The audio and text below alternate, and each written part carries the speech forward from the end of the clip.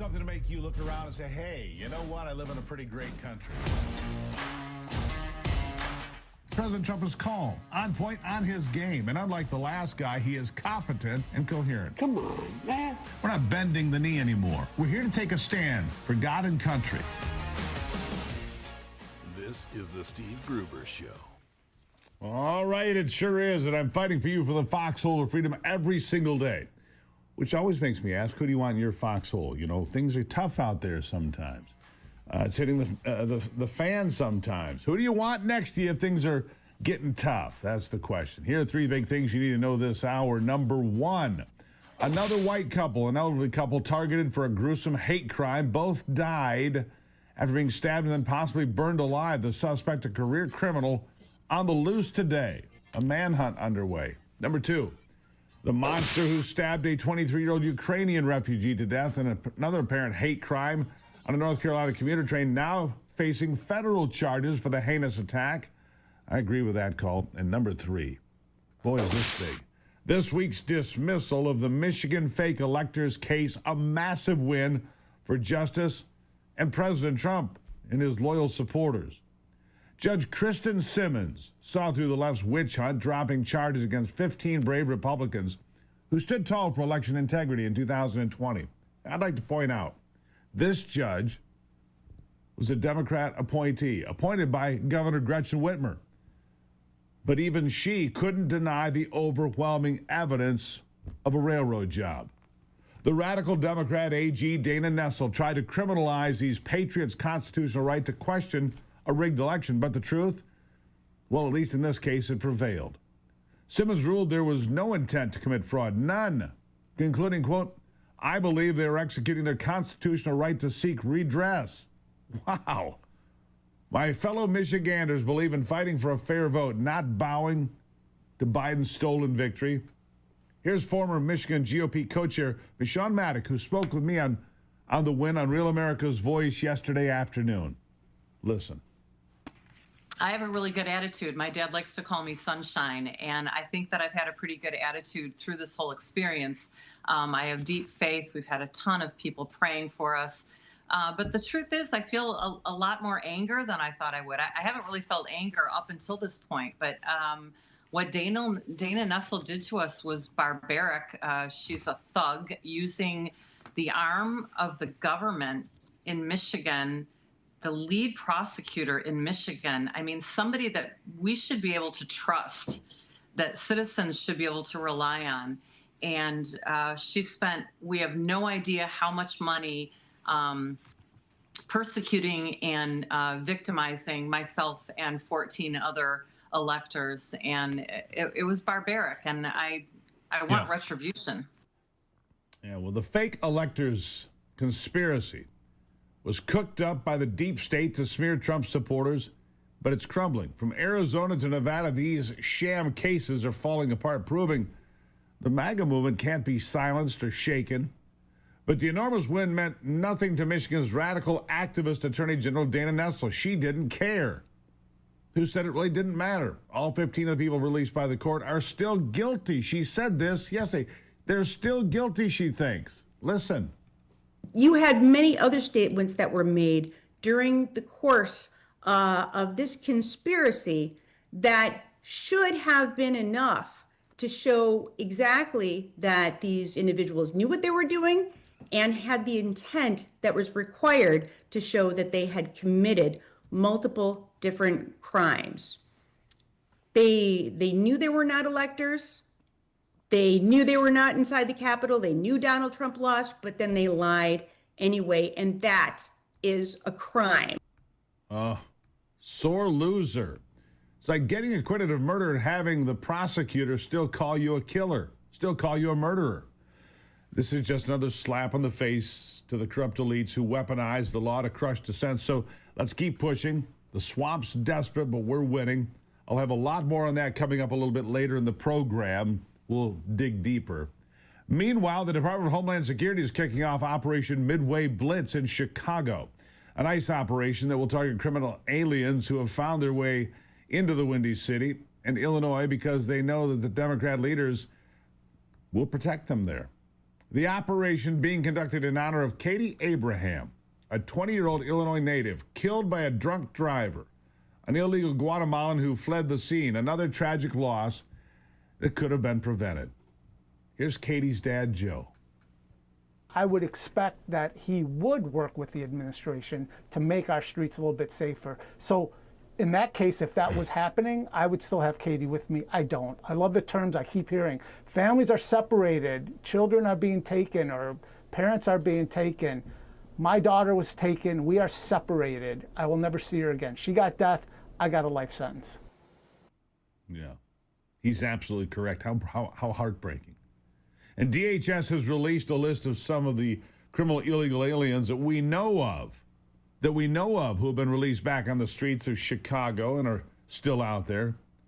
These are men convicted of DUIs, battery, assault, drug trafficking, gang members, attempted murderers, rapists, the worst of the worst. Yet, Governor J.B. Pritzker and the mayor of Chicago, Brandon Johnson, thinks it's more important to shield these people from ICE than to shield their own residents from tragedies like we just heard about.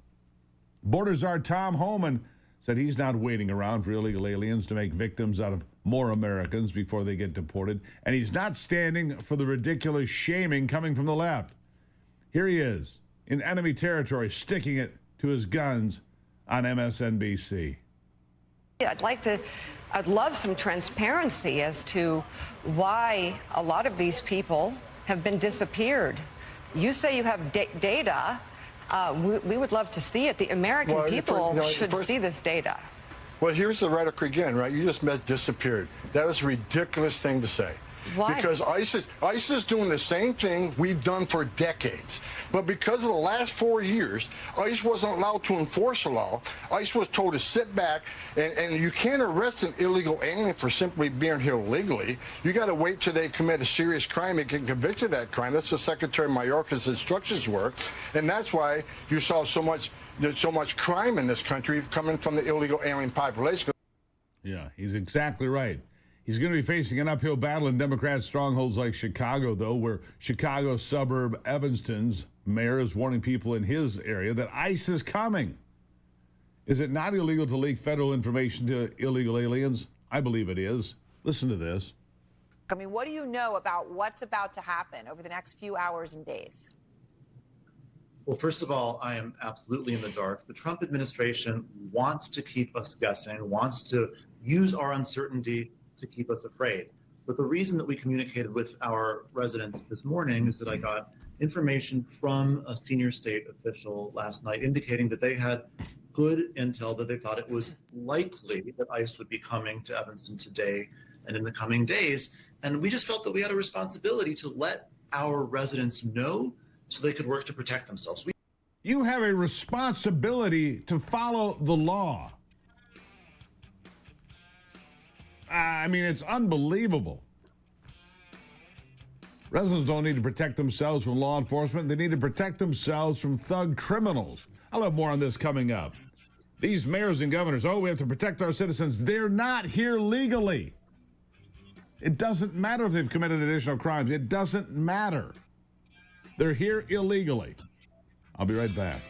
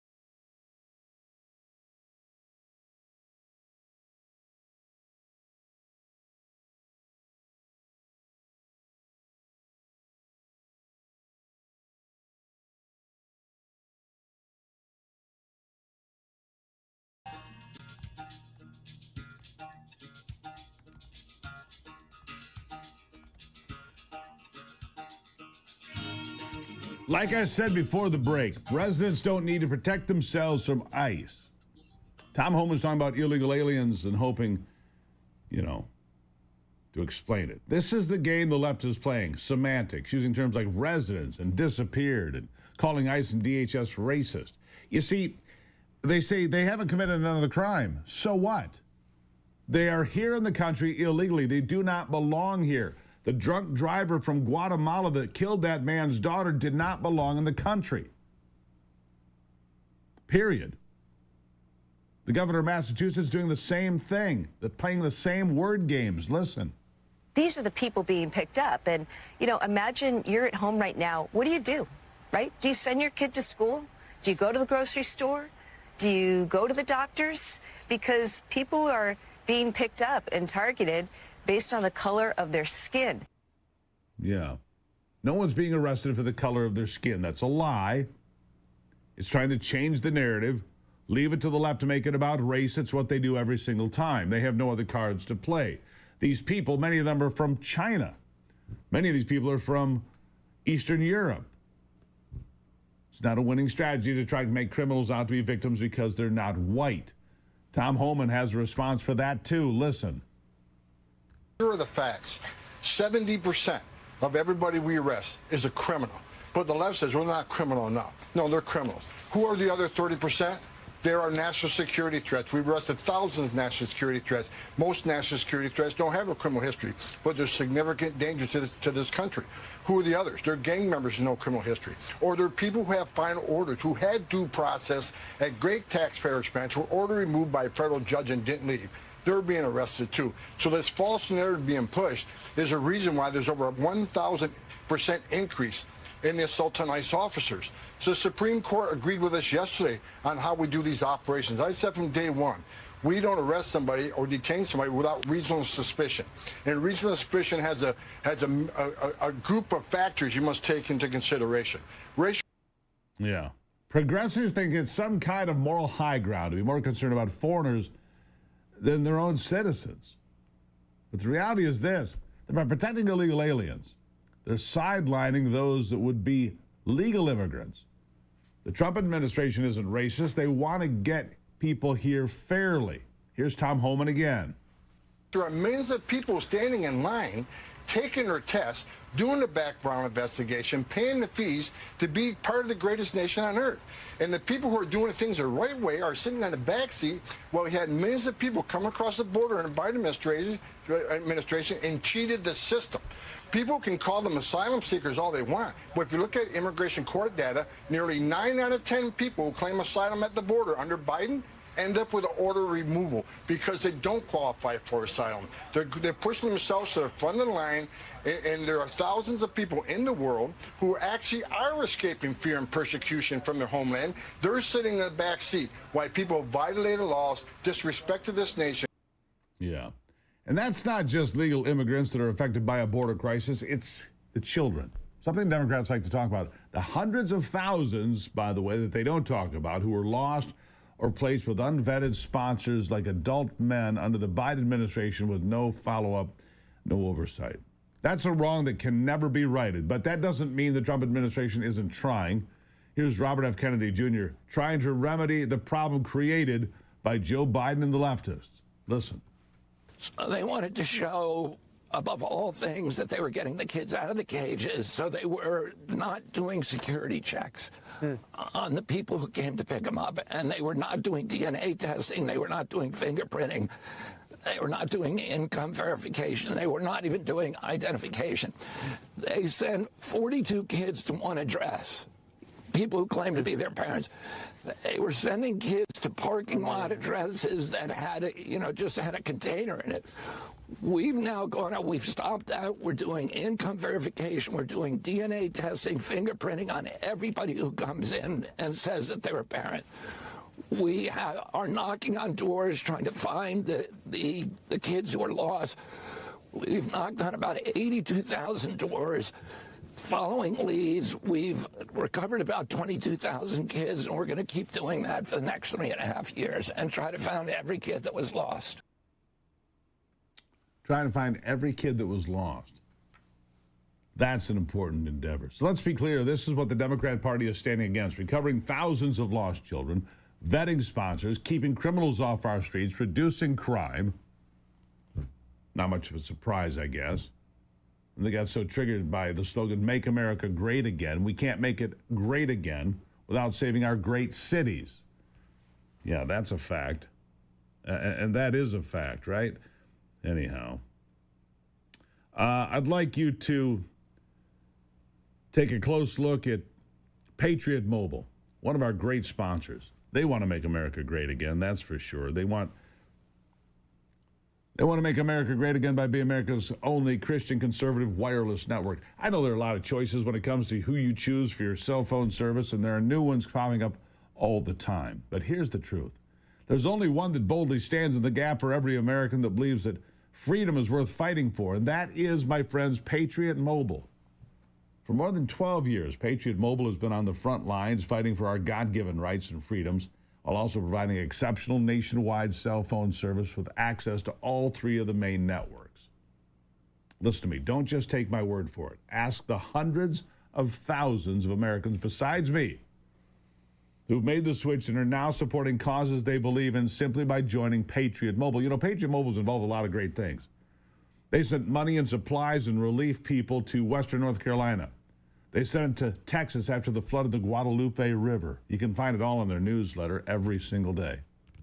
Switching is easier than ever. Activate in minutes from the comfort of your own home. Keep your number, keep your phone, or you can even upgrade. Patriot Mobile has an all U.S.-based support team standing by to take care of you. Call 972-PATRIOT today.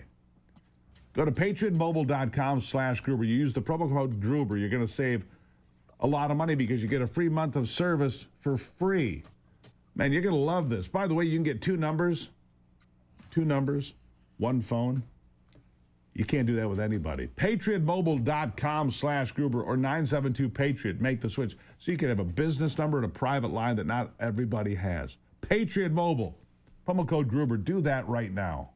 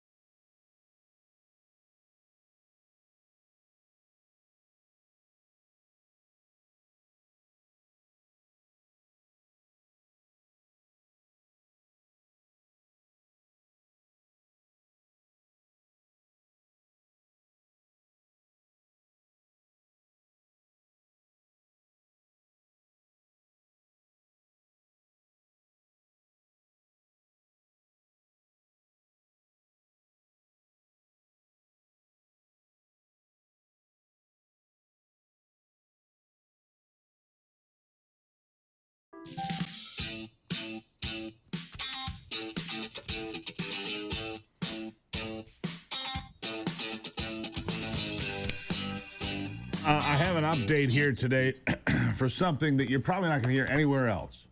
All right, you're probably not going to hear this anywhere else, but I want you to be aware of this. I mentioned it a little bit ago, but if you missed it, here it is. Hellfire missile here's the headline. Hellfire missile bounces off mysterious orb and stunning UAP footage shown to Congress. A Hellfire missile fired at a silver orb. It's on video. Off from Yemen, only for the object to remain intact and keep moving. It bounced off. It showed an MQ-9 drone tracking a UAP orb as another MQ-9 launched a Hellfire missile. The missile struck the orb, but instead of destroying it, the round appeared to bounce right off. That's a Hellfire missile smacking into a UFO, and it just bounced off and kept going, said journalist George Knapp. There are servers where there's a whole bank of these kinds of videos that Congress has not allowed anyone to see. Lawmakers and witnesses stress that no known U.S. technology could withstand a Hellfire strike. They don't know of any military in the world that would have anything where a Hellfire missile would simply bounce off. The video is stunning. We'll put it up for you. We'll put it up on X for you here in a little bit. Anna Paulina Luna Are you aware of anything in the U.S. arsenal that can split a Hellfire missile like this?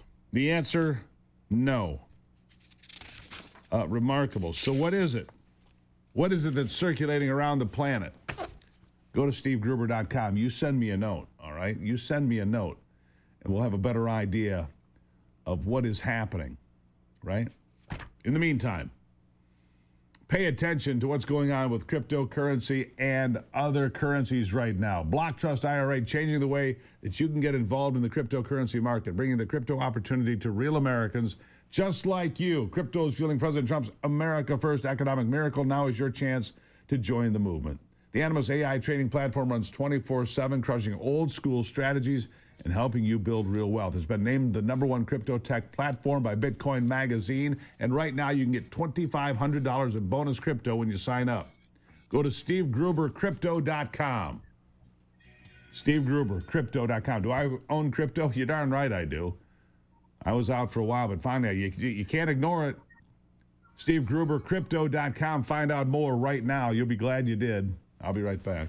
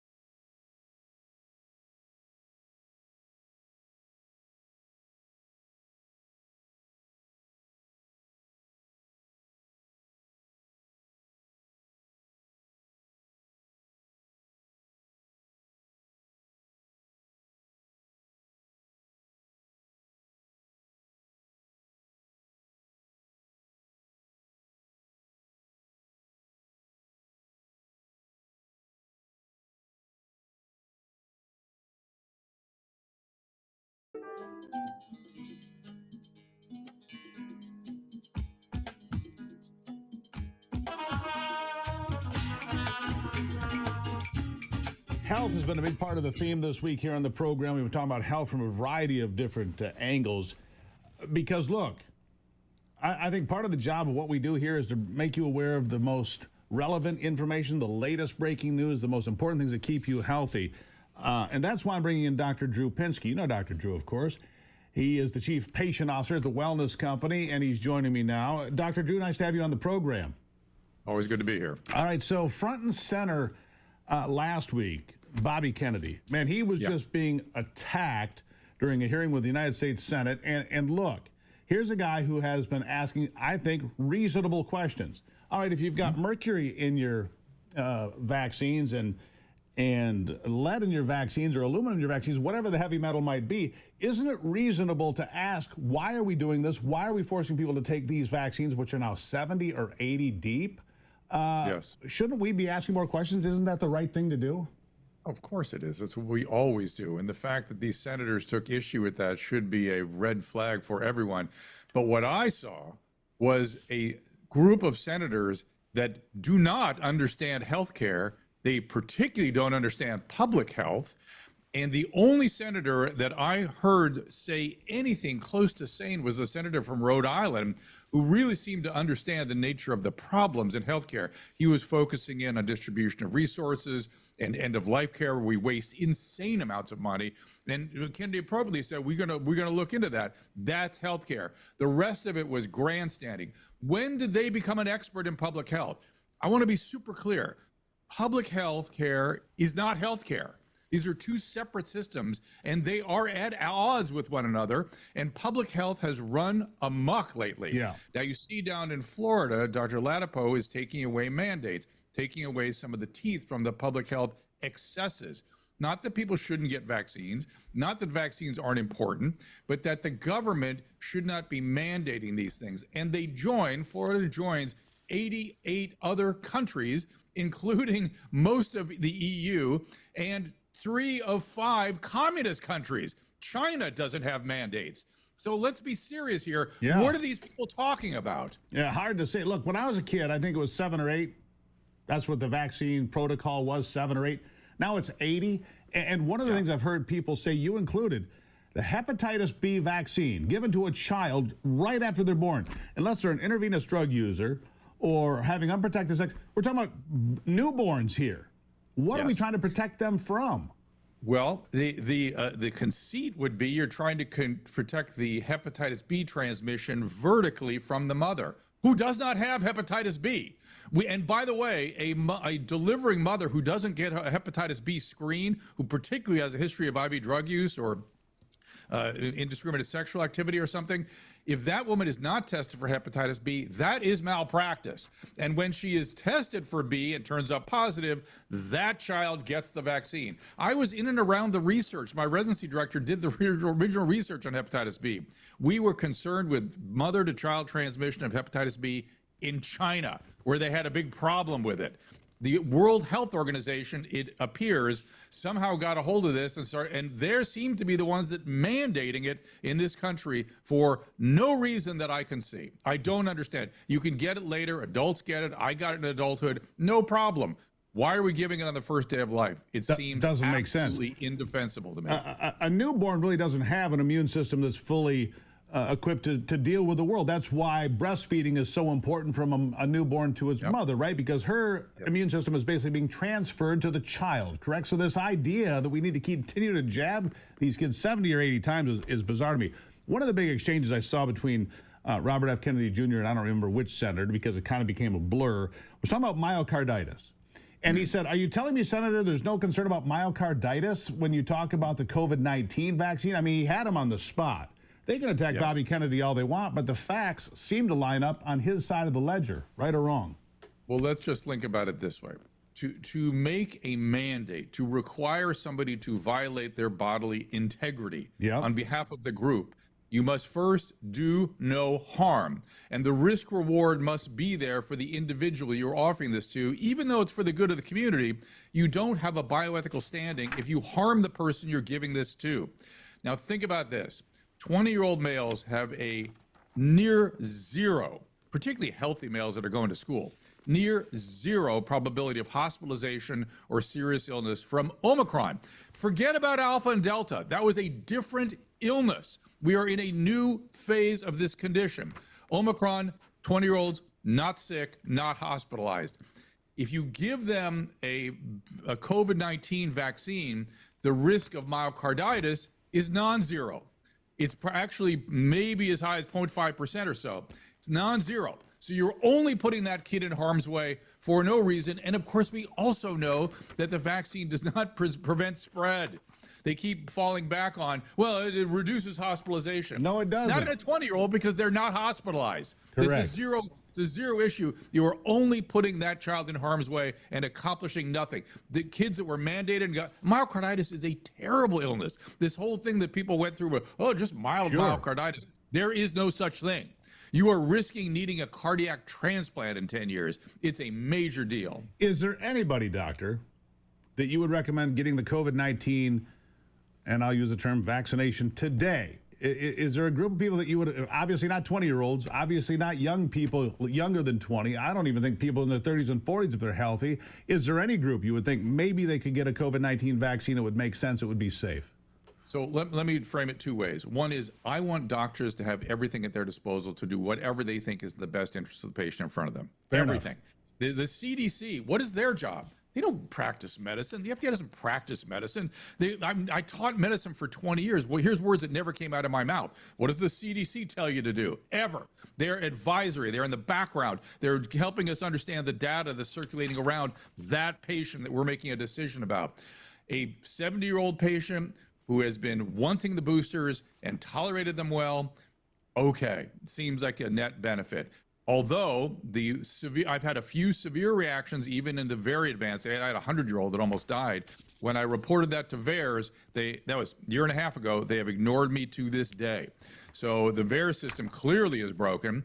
And so if your patient gets a bad reaction, even after tolerating the vaccines for a while, it does happen. But I understand if a physician feels that's a net benefit for an elderly patient with many medical problems, no problem in my mind. Right. They're following the ethical code of conduct as a physician. That's an acceptable path. All right. So the spike protein supplement sold by the wellness company, considered to be the gold standard. It's the ultimate spike protein product. I've been taking it for some time. I was somebody, look, people know. I got talked into getting the first 2 jabs. It made me, I got very sick from it. I got, I couldn't stand up straight, right? I had vertigo like I've never had in my life. Bizarre thing that had happened to me, and it was strange. Didn't report it to anybody. But the spike protein formula, we've got just a few seconds here. What would you say to people about having it? It seems to work. Dr. Pino McCullough is making an entire practice of treating long COVID and long vaccine, and he's having excellent results with high dose of nattokinase, which we put into that spike protein and spike detox product. So read what's out there. Follow Dr. McCullough. He's an expert now. I'm going to interview him this afternoon, in fact, and get an update from him. There's a lot going on. All right. TWC.health/Gruber. Get the gold standard when it comes to a spike protein supplement. TWC.health/Gruber. Dr. Drew, always an education, sir. Thank you for being here. You bet, Steve. Thanks. All right. Trust the Wellness Company. They put out the gold standard in a variety of ways. TWC.health/Gruber. Find out more right now.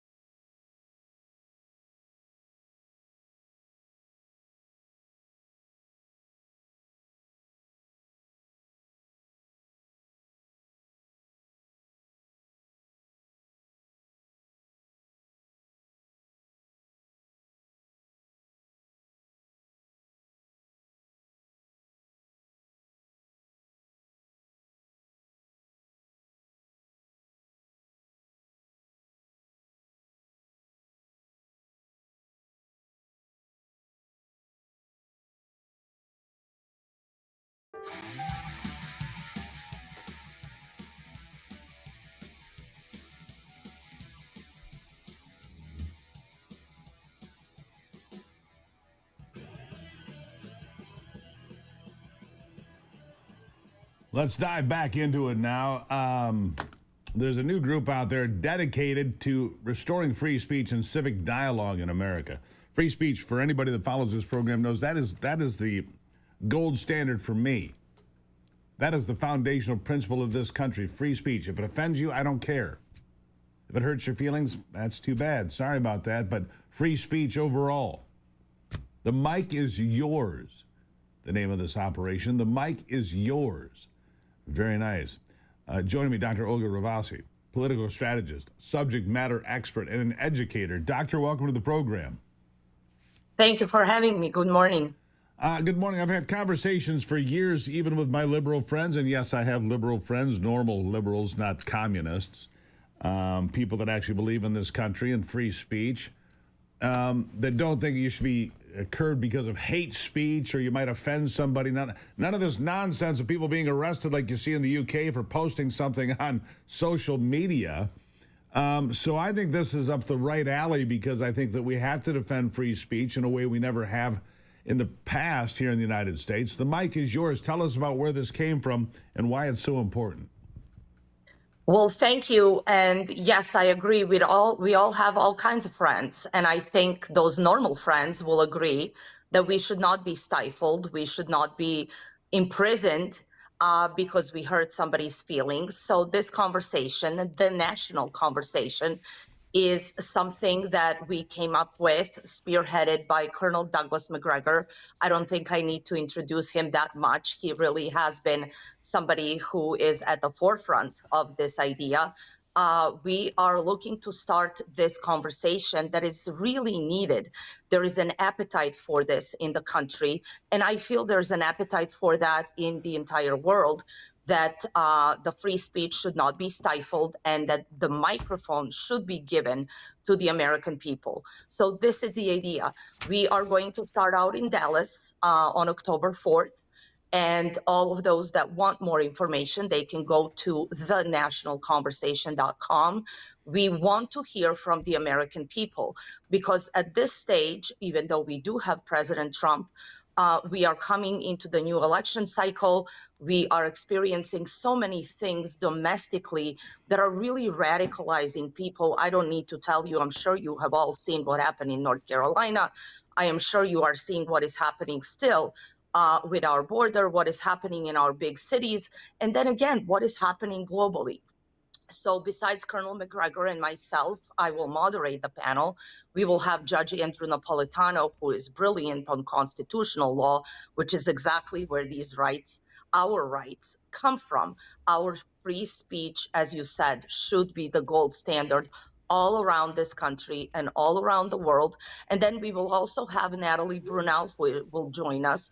And she is a brilliant financial expert. She talks a lot about crypto. Right. And we will set the stage with some of these basic premises. Well, some of these here's part of the basic issues. premise. Well, let me jump in right there because Andrew Napolitano is somebody that I've often disagreed with. And that's the perfect example. I've disagreed with him on a number of topics over the years. He's been in the public spotlight for a long time. But I certainly support his right to get out there and stake a position and say, this is why I believe what I believe, even if I think he's completely wrong. That's the beauty of America. 100%. Put all the ideas in the center, let everybody decide that way, because you're more educated that way. And the more educated you are, the better you are equipped to come to a decision, a conclusion that suits you best. That's the point, isn't it? Exactly. And Steve, look, you're hitting the nail on the head. I come from an education background. I want my students to have all of the information possible and have them make their own decisions. I don't need to indoctrinate my students. Hence, we don't need to indoctrinate the American people. The American people are brilliant enough to have built this amazing country, but this country still needs saving. So what we want to do is give the microphone to the American people at this sort of town hall where we may disagree even on our panel, but we want to give the opportunity to American people to respond to us, to a series of questions that we were going to ask. and have them tell us what their views are, what their solutions are. And again, as I said, I believe there is an appetite for that amongst the American people. Some of them still feel like they are not being heard. Their vital core issues are not being addressed. We don't have that much time, and we have a country to save. And We we do have a don't country to have, save. And the way we save the country yeah, is talking about what the problems are. Now, this event's coming up. I'm looking here, the 4th of October, correct? the Tell 4th the of people where it's October. happening in Dallas, Texas. If people are interested in seeing this conversation in person, what can they do? Where can they go?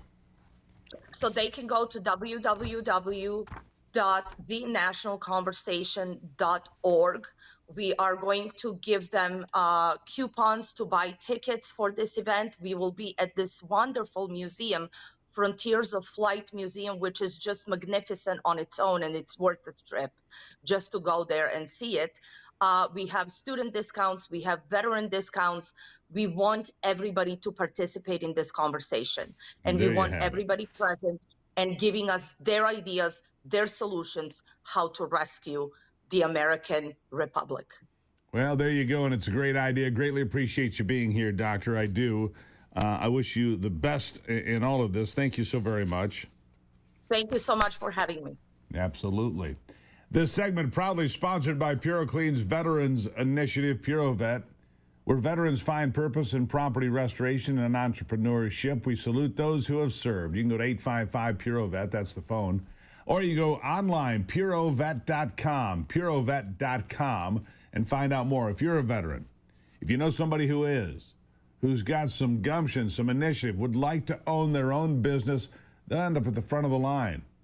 They'll have some discounts, some opportunities. They will get shepherded right to the front as they should. Purovet.com, 855-PuroVet.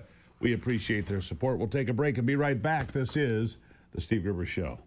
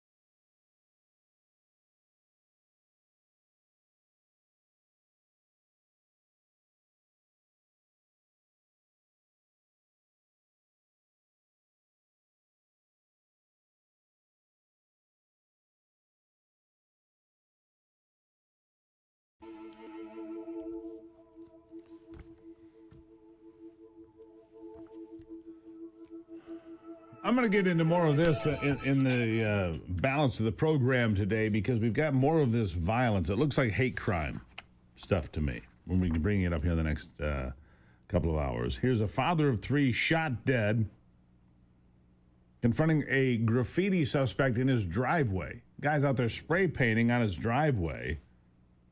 Suspect has a history of violent arrests dating back 10 years. Oh, another repeat offender murdering a father of three in his own driveway because he's like, dude, what are you doing spray painting my driveway? Shoots him, kills him. Meanwhile, in New York, this is all in the last day.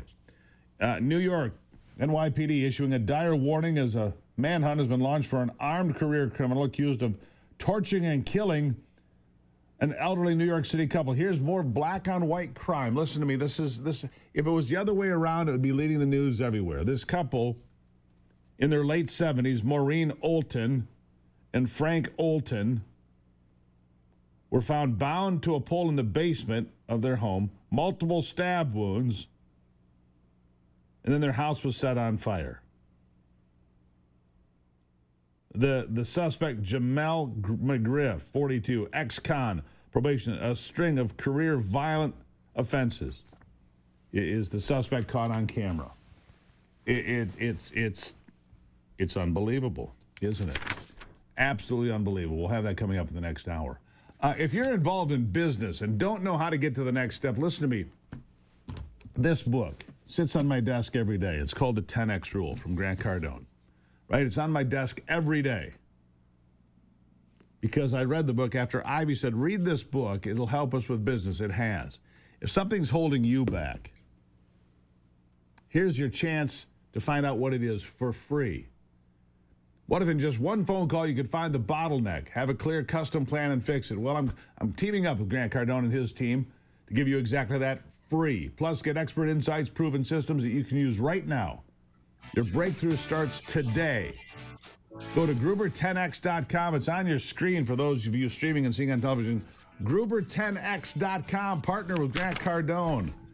These people have been doing this for years now, figuring out what's wrong with businesses and letting them scale up and making you more successful. Great partners. Support the people that support this program. More after the break.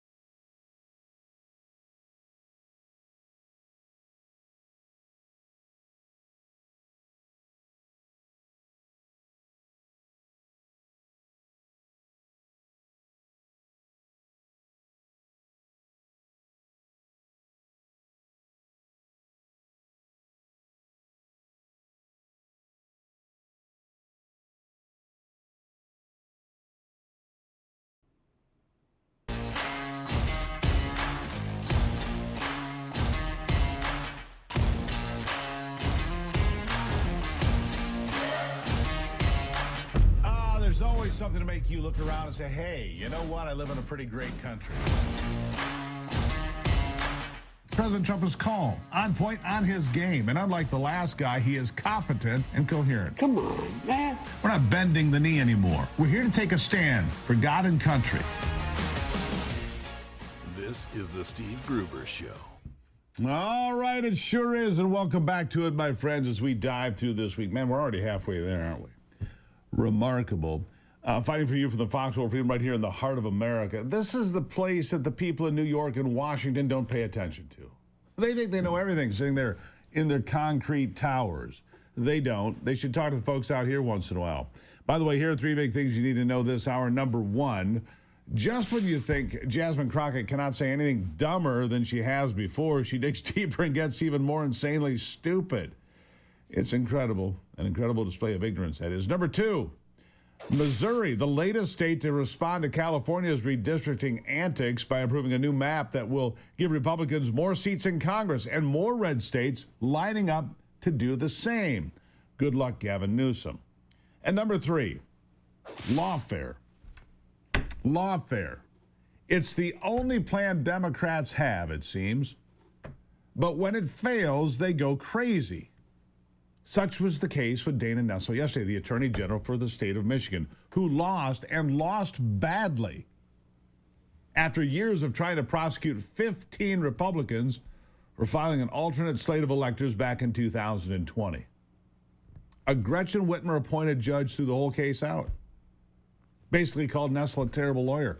Threw it all out, said you're all free to go. Nessel, as you can expect, did not take it very well. Of course she didn't. She was visibly angry. Visibly angry. Did this online press event. Here's a sample of it. She's just seething. Here's an example.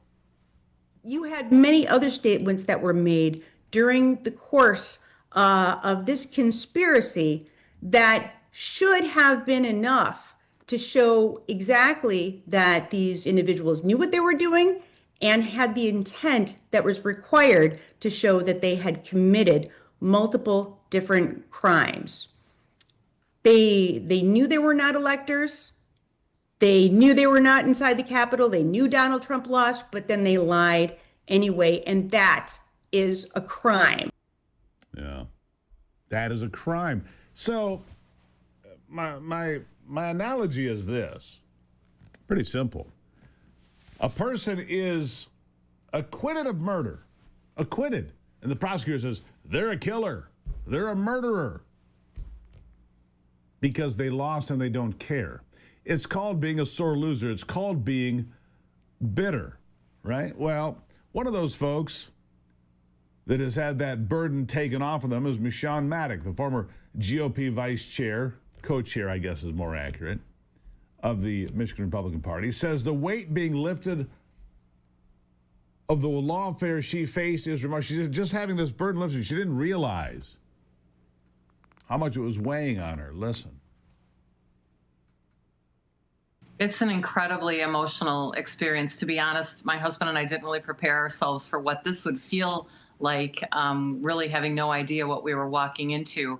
784 days later, to say that this has been easy would be a lie. And I know that that is the entire point of lawfare, is to punish and try to destroy financially and spiritually and emotionally loyalists to President Trump. That was Dana Nessel's intent. And, you know, I have a really good attitude. My dad likes to call me sunshine, and I think that I've had a pretty good attitude through this whole experience. I have deep faith. We've had a ton of people praying for us. But the truth is, I feel a lot more anger than I thought I would. I haven't really felt anger up until this point, but what Dana Nessel did to us was barbaric. She's a thug using the arm of the government in Michigan, the lead prosecutor in Michigan. I mean, somebody that we should be able to trust, that citizens should be able to rely on. And she spent, we have no idea how much money persecuting and victimizing myself and 14 other electors. And it was barbaric. And I want retribution. She wants something to happen. By the way, talking to the people involved in several of these cases, they are going to file suit against Dana Nessel on a variety of levels, both criminal and civil. Dana Nessel, go ahead and continue to call these people criminals, because I think it's not going to be. My advice would be just to let it go. Take your lumps. You lost. That's it. Move on. But obviously, based on what you've seen, that's not going to be the case. This is still going to be a fight. But the roles are reversed. And here's more. The judge bombed the case, but it took years to reach the right decision. Interesting. Listen. I'm pretty impressed with the judge in this case, an appointee of Governor Gretchen Whitmer, by the way. Here's part of what she said. I believe that they were executing their constitutional right to seek redress. This is not an election interference case. Sending an alternate document was their intention. I mean, the judge destroyed the entire case of Dana Nessel, but why did it take so long? I can't imagine the pressure that judge was under and is under. I commend her. She did an incredible job. I sort of had a girl crush on her the entire proceedings. She is brilliant. That became really apparent to me watching her able to listen to testimony, listen to witnesses, and deliver back everything word for word that they had said without looking at any notes. She's really a remarkable judge. And she nailed it. You know, she pretty much told Dana Nessel that she is a horrible attorney and a horrible prosecutor. And, you know, what happened today is sort of unheard of. This doesn't happen where you spend 2.5 years, millions of dollars trying to build a case against 15 people and then have the entire thing dismissed. Have the entire thing dismissed. By the way, here's her husband, Matt Maddock. He is in the state house here in Michigan, defending his wife and telling everyone gathered that, yes, they are ready to go after Dana Nessel. Here he is. All these people will get retribution for what Dana Nessel did to them. There's going to be a criminal case filed against Dana Nessel. Yes. And they're going to pay for what they did to these people. Yes. Yay! Nick Somberg did a great job. All these attorneys, thank God for what they did. Yeah. Thank God for the support we had of all the people praying for us. They talk about Dana Nessel has an... Yeah. I wouldn't want to be on the receiving. I wouldn't want to be the one out there saying, hey, they're still guilty. That's the part that seems unusual to me. It seems very unusual to me that you would still be saying, hey, they're guilty. Careful about that, because that's the kind of stuff that gets people in real trouble, honestly. Anyhow, so that's where we are with it. More to come on that.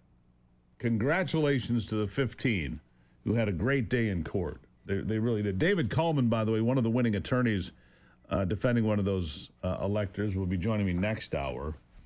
Senior partner with Coleman Legal. He calls it a witch hunt on Dana Nessel's part, a witch hunt.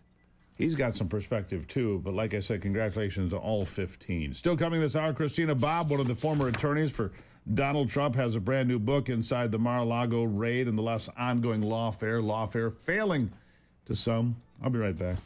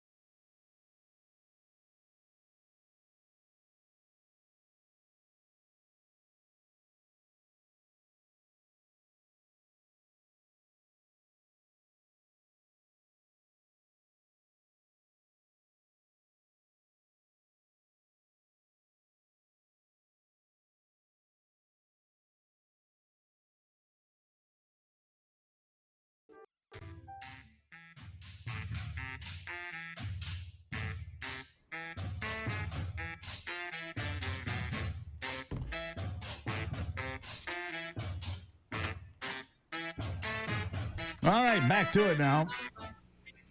A Rasmussen poll, 36% of young voters struggling financially. 62% think the economy is unfair to young people. 55% open to radical redistribution. It's a crazy poll, but it is what we have found here, and it is a crazy poll.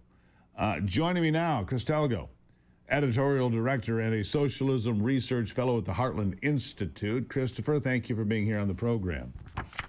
Hey, great to be here. Thank you. And I did find that in younger voters, they're open to the idea. I just saw this on Rasmussen as well, online. Open to the idea, those 18 to 39, of socialism. Now, the problem with that, of course, is our Constitution doesn't allow for a socialist form of government. Of course, they don't know much about the Constitution or math or free markets or anything if they support socialism. It's a frightening statistic, though. These people are uneducated about the ways of the world and China and Russia and Cuba, and the list goes on. Where do you want to begin?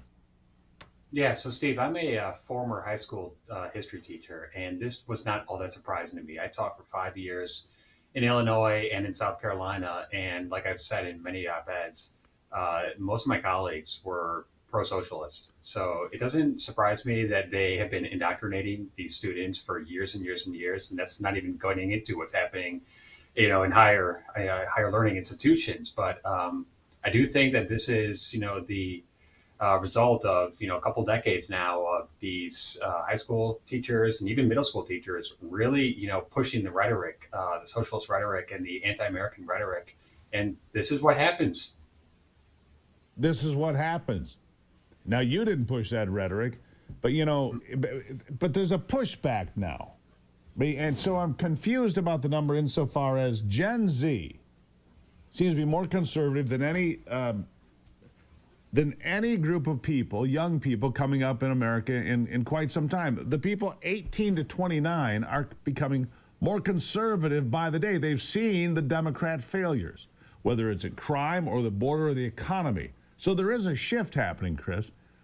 So there's a disconnect here for me. What's true? Is it more of them believe in socialism, or more of them are conservative, or is there a struggle for the soul of these people? I think there's a struggle for the soul of these people. And I think you bring up a really interesting point, because a lot of these pollees, we polled 1,200 18 to 39-year-olds, likely voters across this country. And one of the things that really stood out to me was the cognitive dissonance that seems to be on display here. So on one hand, they actually approve of Donald Trump, 48%, even though 45% voted for Harris. However, and then when you say, stuff like, well, do you believe in income caps? Do you believe in, wealth confiscation for, the first home? They say yes, yes, yes, yes, yes. However, as you and I both know, that is the road to socialism. That is the road to poverty. That is the road to misery, destruction, death. So on one hand, these pollees are saying, well, the economy doesn't work for us right now, but they are misdiagnosing the reason why. The reason why is because we don't have a robust free market economy. And I can make the argument that we haven't had one for, a couple of decades now, ever since 2008 and the bailouts and all that kind of stuff. So I think they are thinking, well, there is a problem. They can't, afford a home. They're struggling to, make ends meet on a weekly basis. However, the solution that they are going down would just make the situation 10 times worse. So I feel that it's our job to educate these people that, hey, wait a second, you're right. There is a problem. This economy is not dynamic as it once was. The solution is not to double down on socialism. The solution is to go back and re-embrace our roots, our Adam, Smith, free market capitalists, the reason why we became this prosperous nation, the land of opportunity, and the beacon of freedom across this world. Yeah. We have set the tone for freedom across this world, and yet, but there are erosions of freedom everywhere, Chris. You look at what's happening in the UK. You get arrested by a pounding on the door at 2 a.m. Free speech, boom, nobody cares. If you hang up a Union Jack, you can be arrested. If you say, I believe in God on a street corner, they'll throw you in jail. but a Muslim can be right across the street, and that's perfectly fine. The world has gone a bit nuts. We have to defend this place, do we not?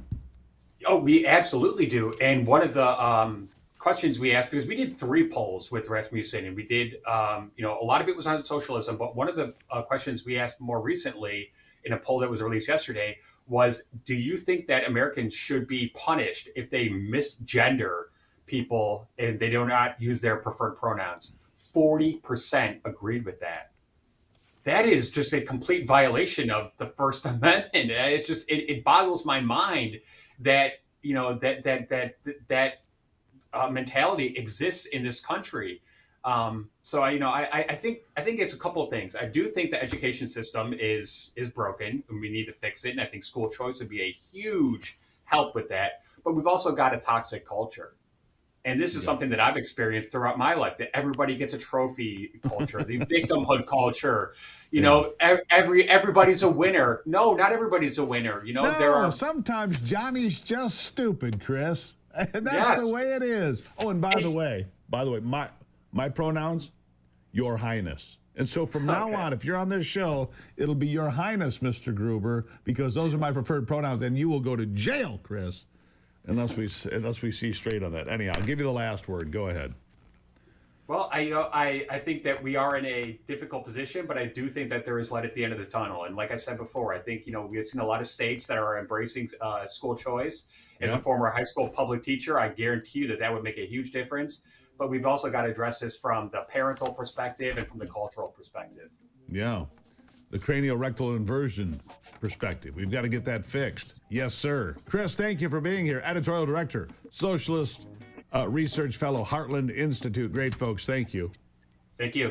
Really appreciate it. All right, we'll take a break. Christina Bobb, not too far away here, former attorney for Donald Trump, has a new book about the raid on Mar-a-Lago. We'll talk about it coming up.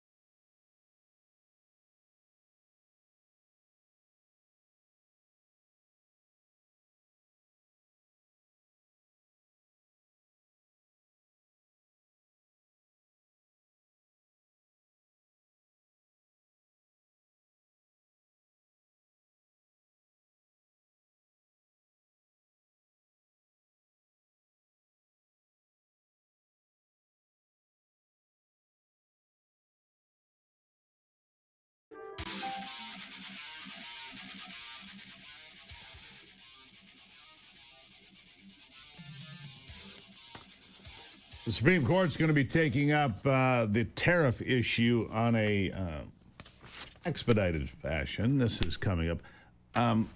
Scott Bessent, the Secretary of the Treasury, says it will cost Americans $1 trillion if we don't get our act together on this.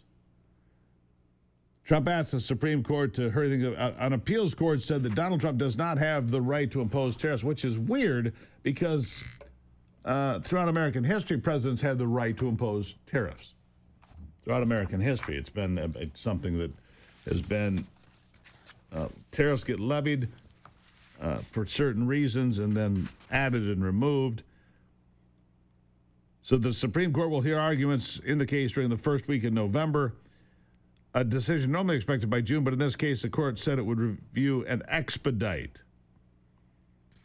Case follows a divided decision in late August from the Federal Appeals Court in Washington. There were 4 dissenting votes then. So I'm going to make a leap of faith here in the assumption that the Supreme Court is going to do the right thing.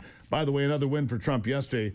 Trump stays the judge's order requiring Trump to spend foreign aid. He does not. It's another $4 billion. Court says you don't have to spend that. So another win for the Trump administration in that regard.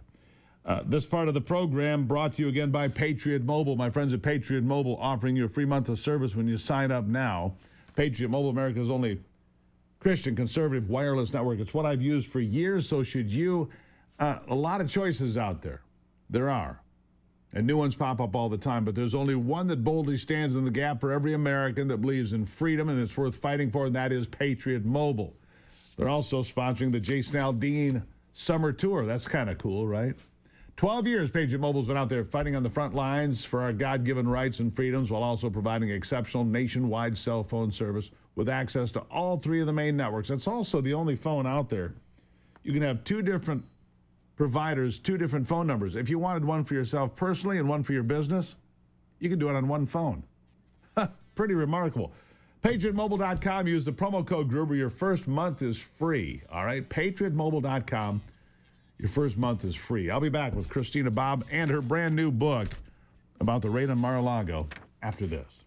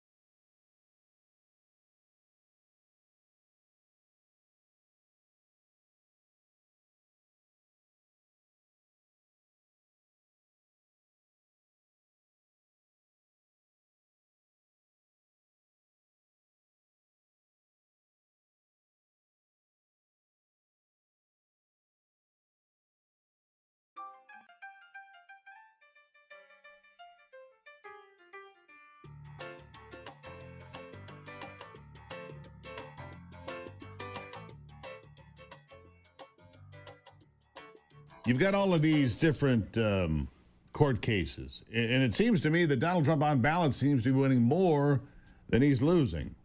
The Supreme Court seems to be ruling in his favor more often than not. The investigations, meanwhile, into the raid on Mar-a-Lago, the investigations into the January 6th so-called Select Committee, all the things that are going on seem to be favoring Donald Trump's administration, but it is bogging things down. And I think that's the intent from the Democrats. Joining me now, Christina Bobb, author of Defiant, Inside the Mar-a-Lago Raid and the Left's Ongoing Lawfare, an attorney in Washington, used to work with Donald Trump directly. Christina, welcome back to the program. Thanks so much for having me. Always good to have you here. All right, so, I mean, you see all these cases, some going to the Supreme Court, expedited, but the president seems to be winning a lot more of these cases than he's losing. I guess my takeaway on that as an observer, and not an attorney like you, is that the president came in with his second term a lot more prepared for the kind of chaos that was going to be thrown his way. Would you agree? 100%. He's definitely more prepared. He's also not equivocating or kind of weighing what the media says. I think in his first term, he was trying to kind of win over the media a little bit, even though he recognized that that was a losing battle. I think he was hoping that somebody would report on him honestly. I think he's at the point now where he's like, the mainstream media is corrupt. They're bought and paid for, so to speak. And so he's just doing what he knows is best for the country. And I think he's getting his wins because he's actually right on the law. You have these lower courts where they're cherry picking the venue to bring these cases where they know they can get a judge that will just rule however the left wants them to rule. And it's finally getting sorted out at the Supreme Court. But man, it took a while to get here. Speaking of some of the law and order stuff, ICE raids. Green light. Yep. Here it comes again in the state of California. You look what's happening in D.C. By the way, I don't understand the left, Christina, at all on this one. You're in D.C. all the time. I'm there pretty regularly. Yeah. It's clear that crime is way down. In fact, there have been a total of 6 homicides in 30 days. Extrapolated out to an annual number, it puts it about 70 for the entire year. There hasn't been a year in Washington, D.C. with that few murders in my entire life. Not one. The lowest year on record was 88, and that was an anomaly. Usually it's about 200. Now you've had 6 homicides since the 11th of August. Who could argue against this except the left and their handmaidens in the left-wing media? It's they're working. very upset. It is, of course it's working. Yes, imagine that. You deter crime by having police presence and actually empower the police to do their job, and crime goes down. I mean, leave it to the left to be angry that Donald Trump is infringing on their right to murder people. I mean, it doesn't make any sense. But the lawfare, as you pointed out, the lawfare is starting to crumble. It's not as successful as it was in years past. And I think that's because Donald Trump played the long game. The lawfare works in the short game when you just need a short-term solution. But when you try to actually carry it out to completion, which Donald Trump has endured. I mean, most people couldn't endure what he did, but he has, which is what allows this to go on. And even the case in Michigan that came down yesterday that threw out the alternate electors case. Yeah, that was an amazing win. Yeah, we had Michelle Maddock on here last hour. We've got one of the winning attorneys coming on the next hour, David Coleman. But let me just show you something, Christine, while we're talking about crime in D.C. This is Donald Trump last night. All of a sudden, the press pool says the motorcade is coming together. We don't know where he's going. Well, he was going to dinner. He was going to dinner with his entire cabinet. The folks were on their way out the door. Yeah, I gave it to you. Just real quickly, watch this. Where's your family? They're back in Atlanta. Oh, okay. Say hello, brother. Have a good time, everyone. Don't drink too much. Don't drink too much. Anyhow, the point being, and there he is, and he got applause. He was shaking hands. He was talking to people. I mean, here he is going out to dinner in D.C. because other people are doing the same. This is a president, like you say, who's not waiting to try to appease the media. It doesn't matter. And I think a smart thing for him to do in this regard when it comes to law and order, yes, they're going into Chicago. That's going to create contention. But if he goes into a blue state, if he does go into Memphis or New Orleans with the consent of a governor of one of those states, I think that sets the tone for, look, we're going to get rid of crime in America. It doesn't matter if it's a red state or a blue state. It's crime-ridden cities. We can't make America great without cleaning these places up, can we? Yeah, no, I think that's a really good point. You know, I think it was ABC or one of the leftist articles or outlets that were saying, you know, why don't you go into red states too? And it's like, you know, that's not a bad idea. I think the Dems get most of the press on the crime because they have the bigger cities. You know, they're crime-ridden.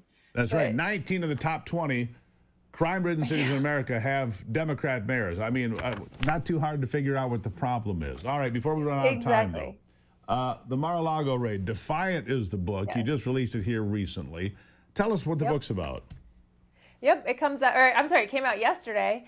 And I was President Trump's custodian of records at Mar-a-Lago. I was a staff attorney for him, and I worked with the defense team prior to and during the raid of Mar-a-Lago. And then I also got indicted myself with the alternate electors case, and I got a front row seat to all of the lawfare against the president, as well as the rest of us that got kind of circled into that. So it tells you all the dirty details, emails, text messages, everything you want to know about the raid. They didn't have probable cause. They went to a conflicted judge. Yeah, it's all in there. So it seems to me, though, that, and yesterday's decision in Michigan, what an eye-opener. There was a judge appointed by Governor Gretchen Whitmer who said, no, this is not a case. You guys are completely out of your minds, basically.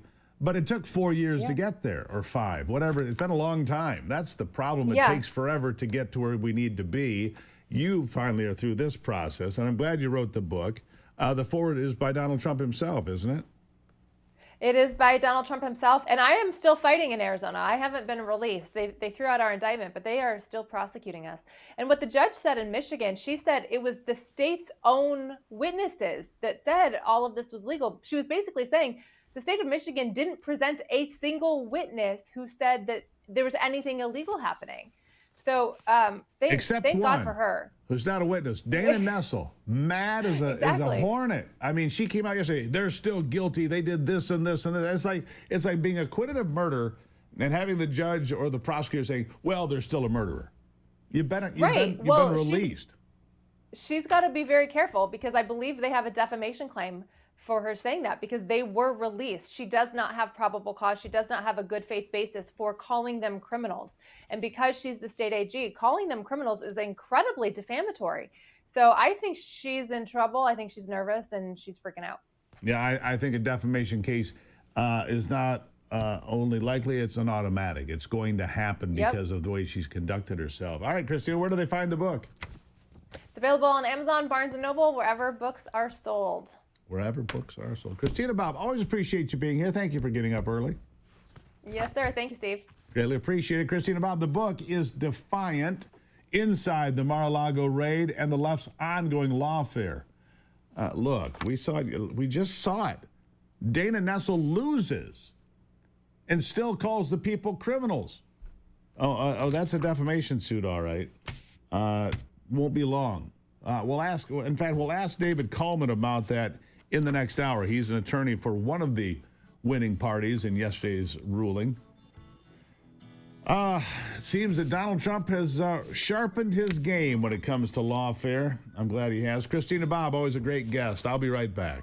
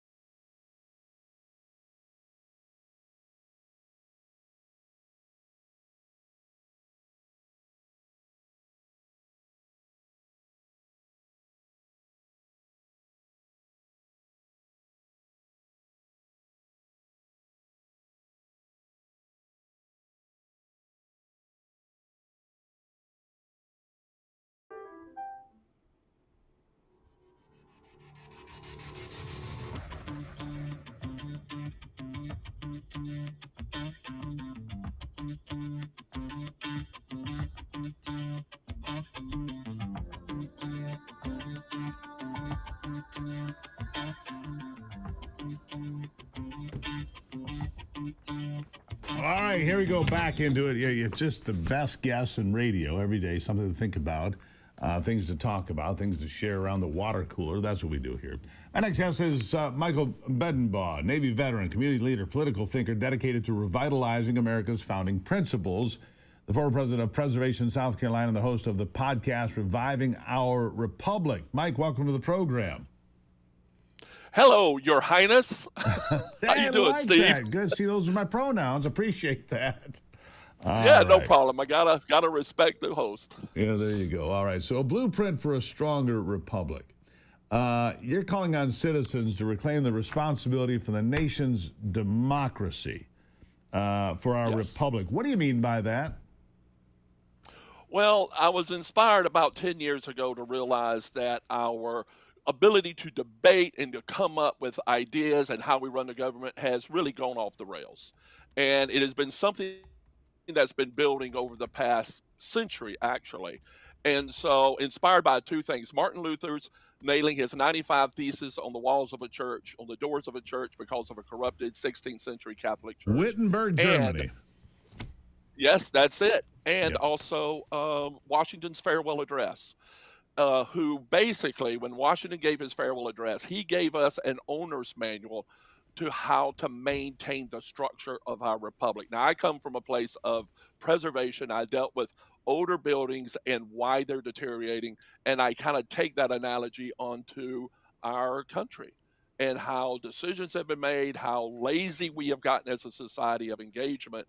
And I just rekindle the concept of what Washington warned us about in that, and I created 40 policy points out of the 95 Theses, and that's what I put into the book on how we can help right the ship of state and make it more balanced so that liberty can truly be all over the country for everyone Here's and the have problem proper you face. representation. There's a lack of education in this country.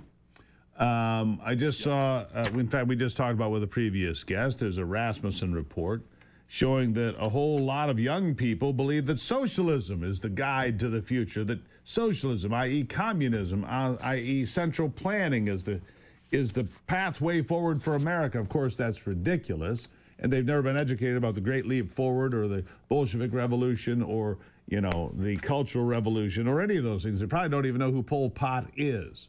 So we have a problem with the way people have been educated. You've been educated. I've been educated. People that are legal immigrants to this country have been educated. The rest of them, well, I'm a little worried about.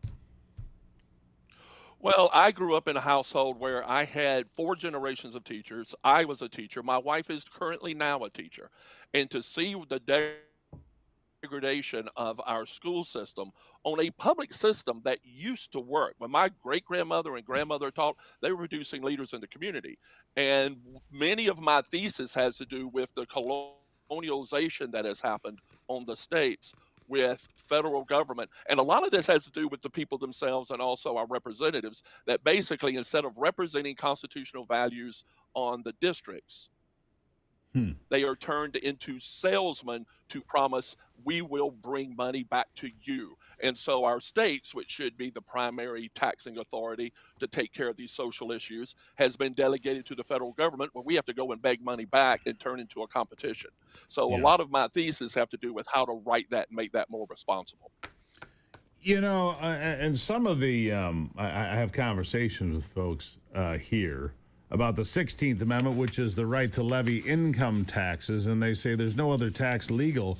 I don't know if that's true the way I read it, but some people read it that way, and therefore you've got all these taxing authorities and all these people taking the money and people trying to control education. I believe you're right. I believe that the schools in the local district are responsible for teaching the children, not regurgitating talking points from activist organizations in Washington, D.C. or Los Angeles, California, or anywhere else. That they have a responsibility to teach about civics, for example. You know, here's this thing that sits on my desk. It's called the Constitution. It's here every day. I look at it almost every single day. It's worn thin because people say, oh, that's not constitutional. I'm like, where does it say it? Show me what you're talking about. And, of course, they're ignorant of the Constitution and a lot of other things, aren't they, Mike? Yeah, a lot of people are. And so the issue with the teaching, being in the school system here and seeing, I don't see as much an issue of what talking points are being forced. What I see, though, is federal mandates and an administrative state within our school districts where instead of we having organic leadership within our schools, we now have an administrative state where there's a professionalism. Let's get a PhD and you become a principal, and then you try to get into the school district and you get rewarded by bringing in more money and more grants. And then the federal government, through Department of Education, forces more tests, and then the tests take away civics. It takes away the grassroots of the community to determine how the school should be run. And so that drives things away from real education and focuses on data. All And you right, don't so educate because of somebody else's data. agreed. How do you get a blueprint for a stronger republic? Where do people find it? Reviving Our Republic can be found on Amazon.com, particularly in Reviving Our Republic. And then RevivingOurRepublic.com is where I have my podcast and all the things that we talk about, all of this stuff with the corporatization of society and how we can fix this. And I look forward to helping share the word. And thank you so much. Mike Medenbaugh, really appreciate you being here, sir. Thank you very much. Reviving Our Republic. It's important. It's going to take some education, though, sir. Thank you for being here. Thank you. All right. So this part of the program brought to you by Great Lakes Pet Food, the best dog food your dogs are ever going to eat. I know it's because it's what my dogs eat. My hair farmers have been eating that stuff for years. They're healthy, wealthy, and wise. GreatLakesPetFood.com. American-made pet food, made in West Michigan, not some garbage made in China or some far-off land out of something you'd have no idea what it is. This is pork, chicken, turkey. It's good stuff. GreatLakesPetFood.com. Get some today and support the people that support this program. GreatLakesPetFood.com. I'll be right back.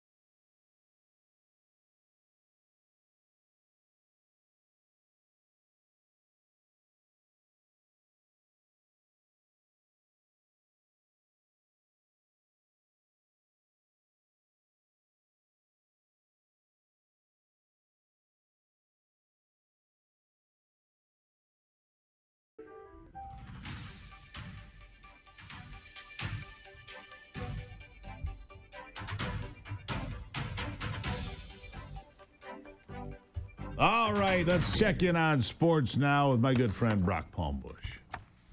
With a look at sports, I'm Brock Palmbush. A full schedule in Major League Baseball yesterday. American League winners included Toronto, Detroit, and Texas. National League winners included Philadelphia, the Chicago Cubs, and LA Dodgers. In Philly's 9-3 win over the New York Mets, Philly slugger Kyle Schwarber became the first player in the National League to hit 50 home runs this season. In the NFL, the league fined Philadelphia Eagles defensive tackle Jalen Carter over $57,000 for him spitting on Dallas Cowboys quarterback Dak Prescott last Thursday night, for which he was ejected for before the very first play from scrimmage in the first quarter.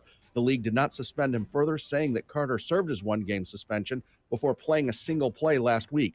Carter will not appeal the fine and is available for the Eagles for this week's game against the Kansas City Chiefs. 5 games in the WNBA last night. Winners were New York, Indiana, Las Vegas, Los Angeles, and Seattle. That's a look at sports. Back to you, Steve. All right, Brock. Thank you for that. Greatly appreciated. Tigers, I think you said, are down to a 10-game magic number, right? That's where we are with that. Yes, same with the Philadelphia Phillies in the National League East. Looks like they're going to be the first 2 to clinch, at least a playoff spot. And how's the pitching now in Tigerland? Still a work in progress outside of Tarek Skubal. Last night was good, and they got helped with 9 runs in the 7th inning. That blew open a 2-2 game. They end up winning 12-2. So, like and they only used 2 game. pitchers last night, so that's good. Yeah, it's like a softball game, like I said. All right. We'll keep an eye on that. Thank you, Brock. Greatly appreciate that. See if the Tigers can get clinched. You know, again, it's kind of a surprise to me and to others to have that happen. All right. If you'd like to save a tremendous amount of money, this could be your best year yet. If you've got a well in your yard, you're anywhere in the northern United States, you're halfway to a geothermal system. Just add a well connect in as little as 8 hours. Start saving big. You'll cut your heating costs by up to 50%. Extend the life of your furnace. Cool your home more efficiently. Because it doesn't replace what you have. It's an addition to. It uses the well in your yard to become a geothermal system, state-of-the-art heat pump, and everything else. Your furnace will only run on the coldest days of the year, saving you a pile of money. Find out more at wellconnectgeo.com. Look at it online. It's brilliant. wellconnectgeo.com, and big rebates right now through the end of the year from the federal government, maybe your state government, maybe your local government. wellconnectgeo.com. You want to save a pile, now's the time to do it.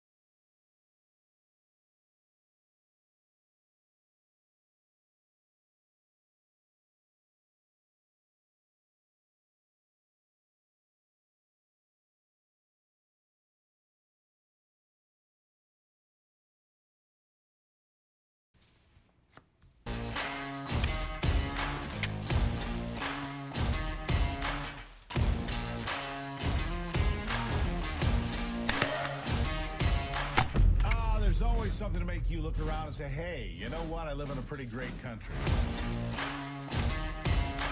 President Trump is calm, on point, on his game. And unlike the last guy, he is competent and coherent. Come on, man. We're not bending the knee anymore. We're here to take a stand for God and country. This is the Steve Gruber Show. Yes, it is. And welcome aboard the Truth Train as we ride out of the station here in the heartland, fighting for you for the foxhole of freedom. Who do you want in your foxhole? It's an important question. You got to know who to be with when the chips are down. Who's going to be there with you? Is it your brother, your mother, your sister, your spouse? Who's it going to be? The guy down the street? You're darn right. Figure out who's going to be in that foxhole with you. Here are three big things you need to know this hour. Number one, in the Western UP, a birthing unit is going to be closing down at Aspiris Ironwood Hospital. Will deliver their last week. This is one of the things these hospitals do. They close down the OB units. They do. Number two, a magistrate judge making international headlines for all the wrong reasons. A Cooley Law School grad. Yeah, the judge in the case, by the way, who didn't even pass the bar exam, graduated from Cooley, the one that released the killer of 23-year-old Arena. Yeah, that's happening. And number three, more Michigan news. I can't get away from this story because I think it's just so tasty. The judge slammed the door on Dana Nessel's witch hunt against Republican electors. Dana still can't get her, because she just can't get her arms around this. Man, she is madder than a hornet. She's like, you kicked the hornet's nest. And in fact, let's just go ahead and go through some of this, shall we? Because Dana Nessel, mad as hell. What bite was that I had her? It's, let's see, it is... 7. Yeah, 7. Roll it. You had many other statements that were made during the course of this conspiracy that should have been enough to show exactly that these individuals knew what they were doing and had the intent that was required to show that they had committed multiple different crimes. They knew they were not electors. They knew they were not inside the Capitol. They knew Donald Trump lost, but then they lied anyway, and that is a crime.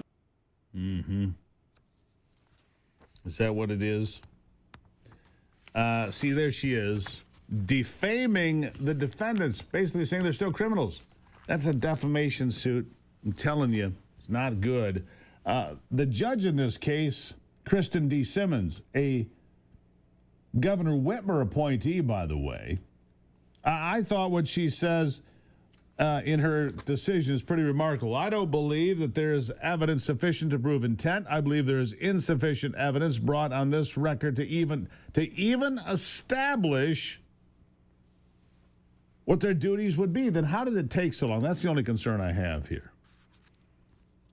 She noted that far from being scheming criminals, the electors appeared to believe they were fully fulfilling a civic duty. The judge also pointed out the documents themselves didn't even look like an attempted fraud. This alternate document doesn't state it's an official document of the state of Michigan, doesn't contain a certificate of votes.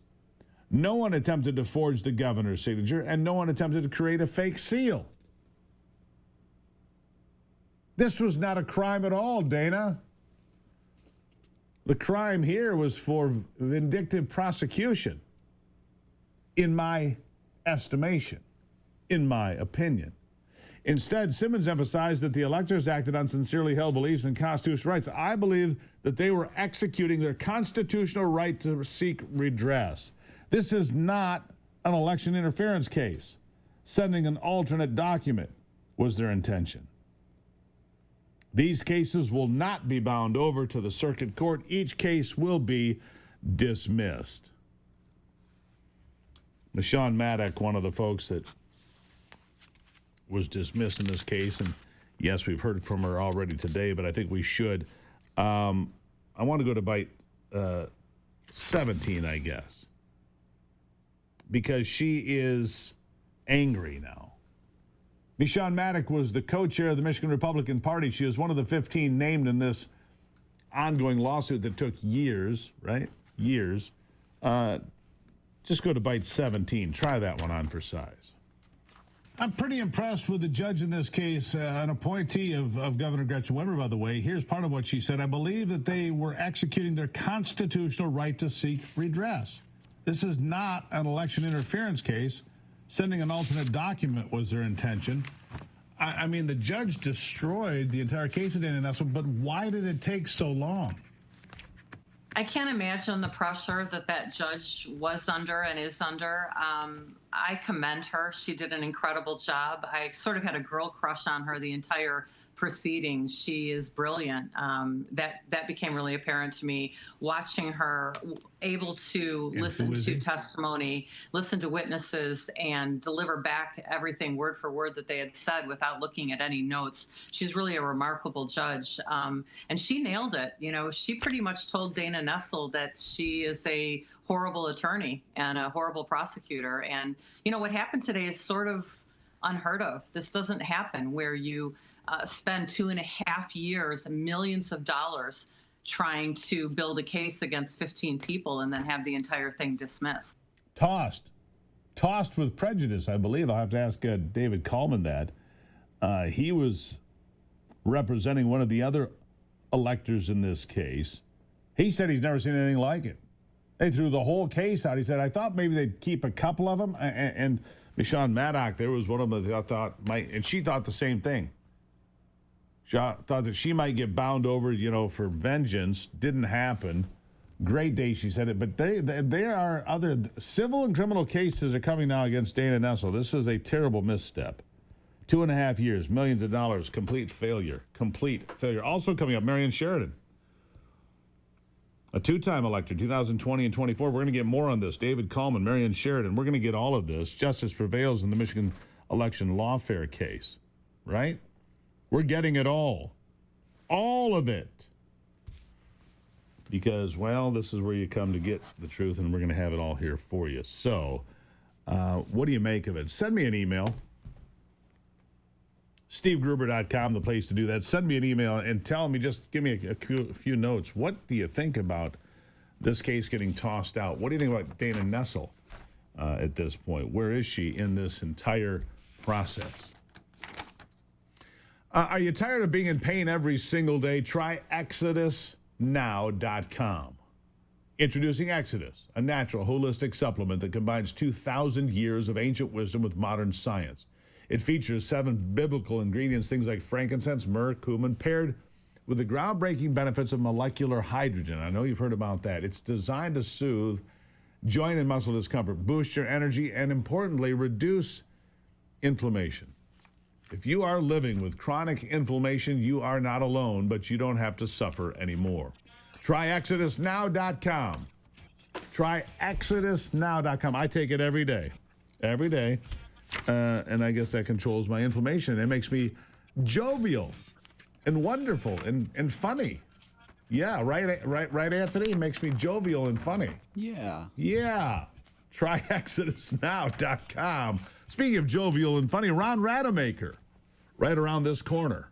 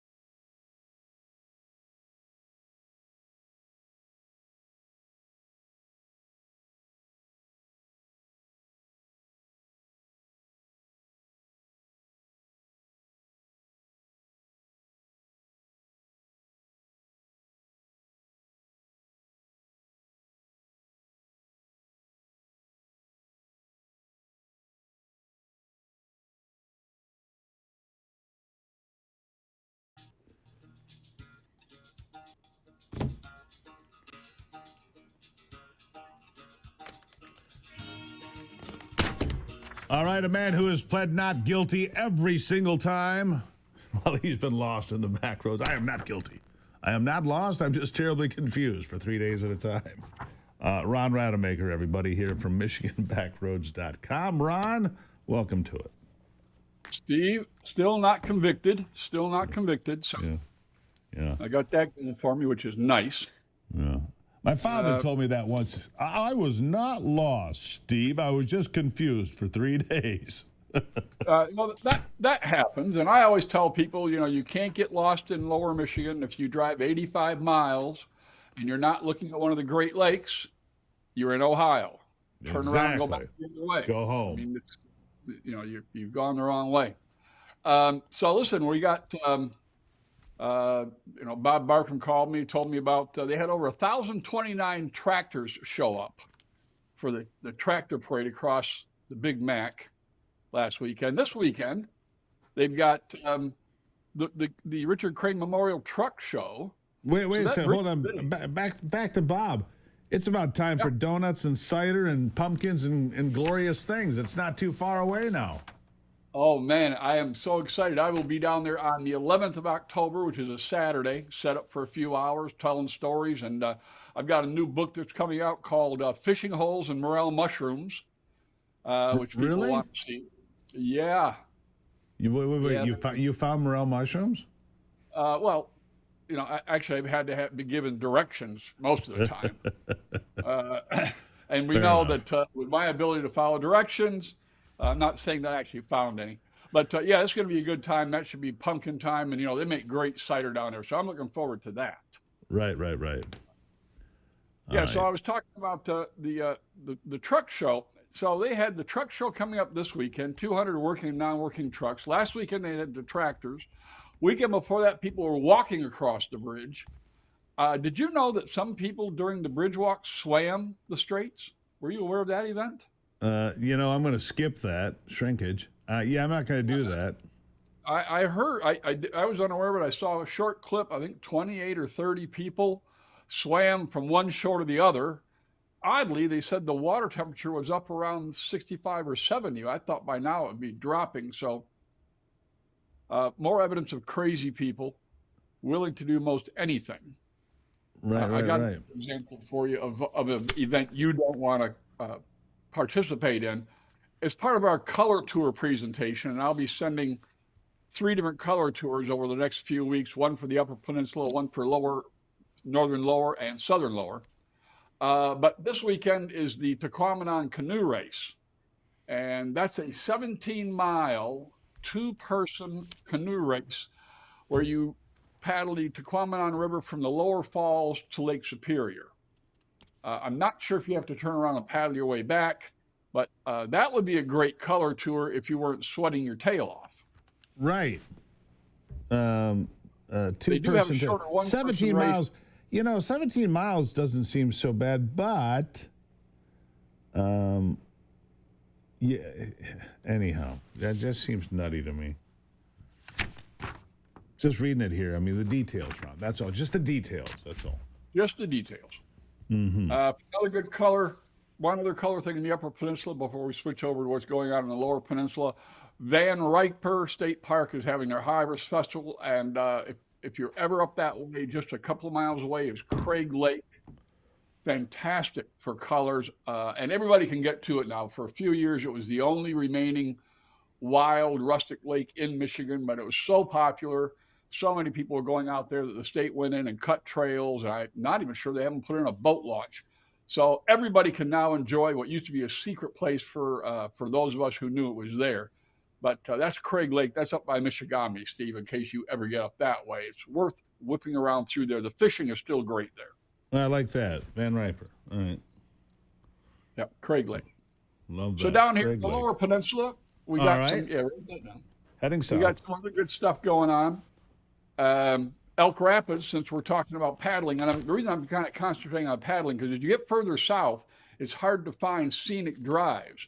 So I'm going to be focusing on Lower Michigan, Scenic some paddles. of the water trails. Yeah, that's pretty smart. Get in the river and get a better look at what's going on. I like that. we're going to concentrate on some of the river trails. There's some great river trails, and you will be able to see color along the rivers. Paddle-Antrim is coming up, Chain of Lakes Water Trail. They're going to do 42 miles of it over 2 days. That water trail is over 90 miles long. Which one? So they're going from Ellsworth to Elk Rapids. Wow. 90 miles. It's not far from the northern compound. You could whip over there and participate in that one.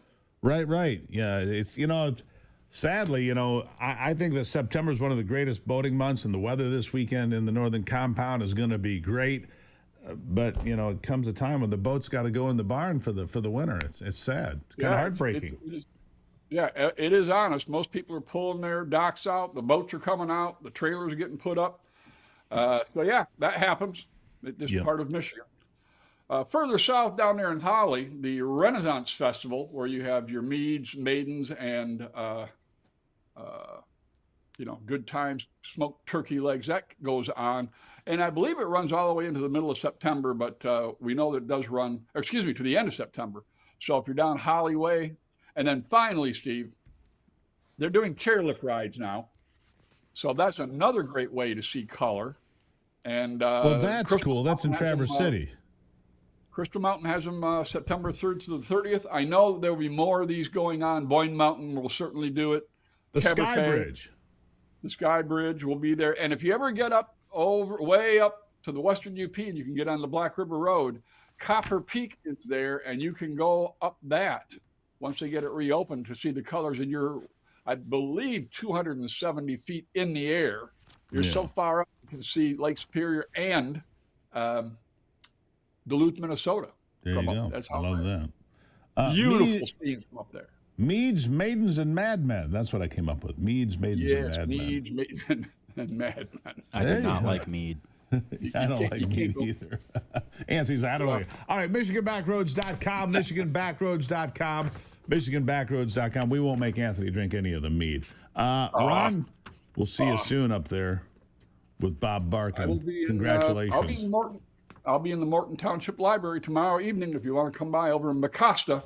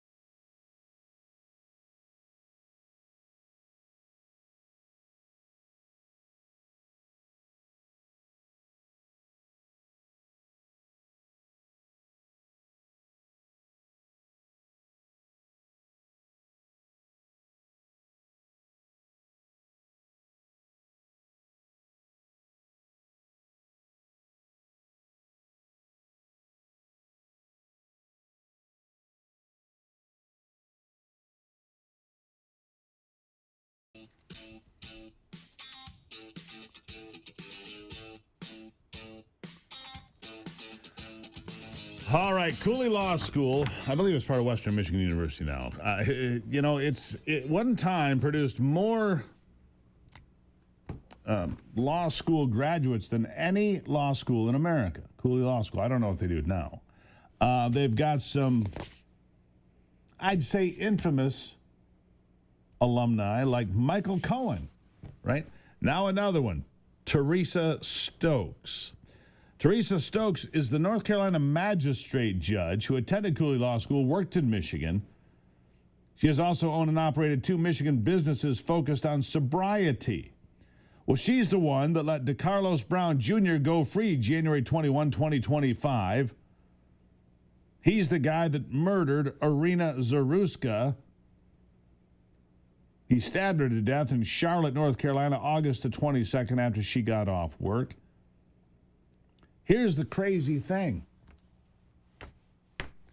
She has never passed the bar. And yet, she is a misdemeanor magistrate or a magistrate judge or whatever. A magistrate judge never passed the bar. Apparently, you can be a judge in some places without actually legally being a lawyer. How does that make sense?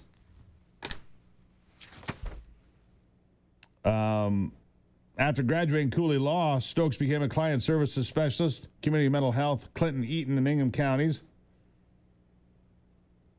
Some of her accounts have been taken down, like LinkedIn. Listed as a co-owner and director of Pinnacle Recovery Service, a rehab center for men recovering from addiction located in Lansing, Michigan. Most recent filing with the IRS was 2023. Stokes was the vice president, secretary, an annual salary of $69,000. But she also had a rehab center of sorts there in North Carolina, and one would wonder if she was putting these people back out and putting them into her own facility. Yeah. She let him go on the written promise he'd return to court, but then brutally murdered a 23-year-old woman on a public transit train. There it is. Teresa Stokes. Now you know who she is. When I come back, David Kallman, you know who he is. He's a lawyer that wins, and wins a lot. He'll be on talking about the 15 electors that all got to walk free yesterday. Back after this.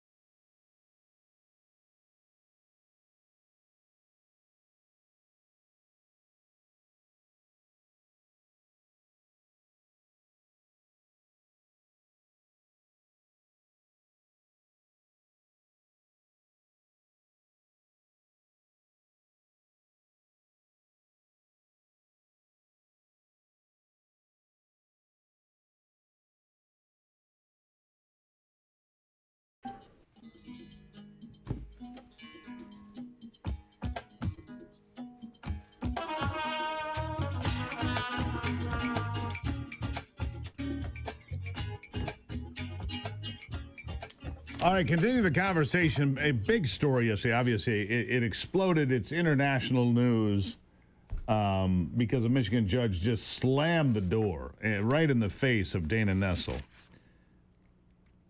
basically saying that I believe that they were executing their constitutional right to seek redress, said Judge Kristen D. Simmons, a district court judge in Michigan, a Gretchen Whitmer appointee, slamming the door on this witch hunt against 15 people, farmers, retirees, teachers that were just, signed their name to be an alternate slate of electors in 2020.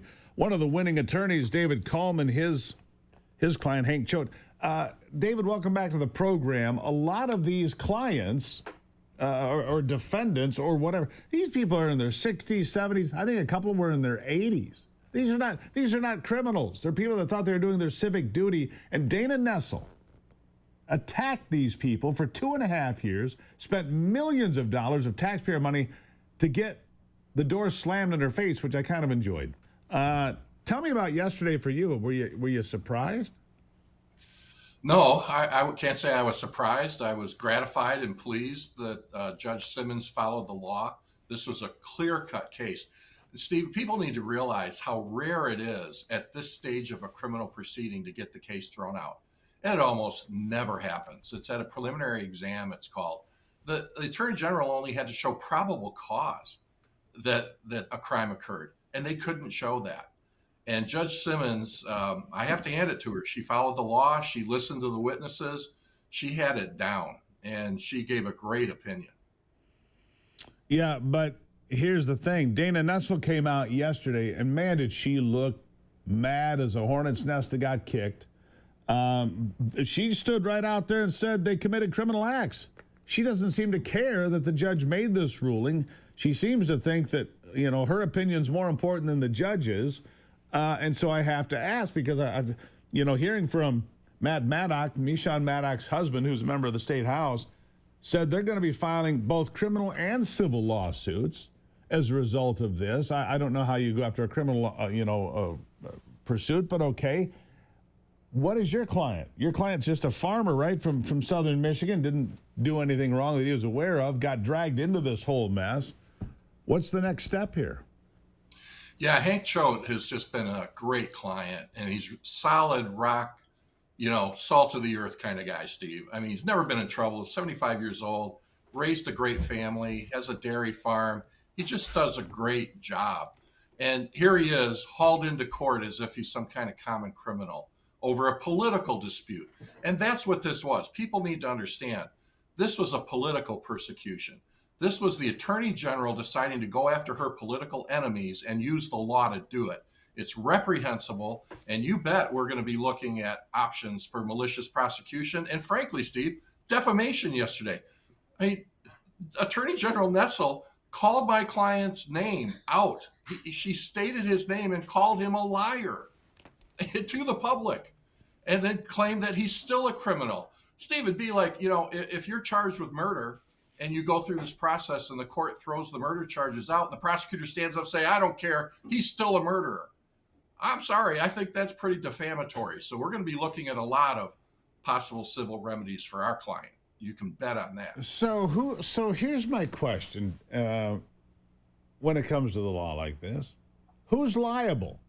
Is it the Attorney General that's on the hook personally, or does the state of Michigan and the taxpayers get to pay the bill for her shooting off her mouth? Well, that's a good question. It depends on how the lawsuits are handled and brought in the future. It could be both. It could be the taxpayers on the hook because of Attorney General Nessel's actions.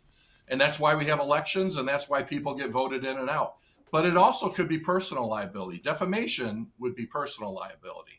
And so those are important things. And it's interesting too, Steve. I think people need to understand when Judge Simmons ruled yesterday, there were 8 felony charges against all of these electors. She threw out half the charges on a very simple, basic point, which is the uttering and publishing and the forgery charges that the Attorney General brought are property crimes. They're not election law violations. They're property crimes. And the judge saw that and threw those out without even any more discussion, and then just went to the final remaining charges and emphasized the intent and that it was crystal clear. Then how on earth? This case, looking at it yesterday with Judge Simmons, looks like it was pretty cut and dried. Boom. Yes. Yes. Why in the world would it take 2.5 years and all of this angst for your client, for Michonne Maddox, for Marion Sheridan, who's coming up here in a minute on the program, and all of these folks to be put through the ringer on this, the stress, the sleepless nights, the money spent on attorneys like yourself to defend themselves against baseless charges? How could it take 2.5 years? Well, that's part of the problem with the process, Steve. And when you have 15 defendants and you have a tiny little courtroom in Lansing, I don't fault the judge for that at all. You can't try 15 people all at the same time.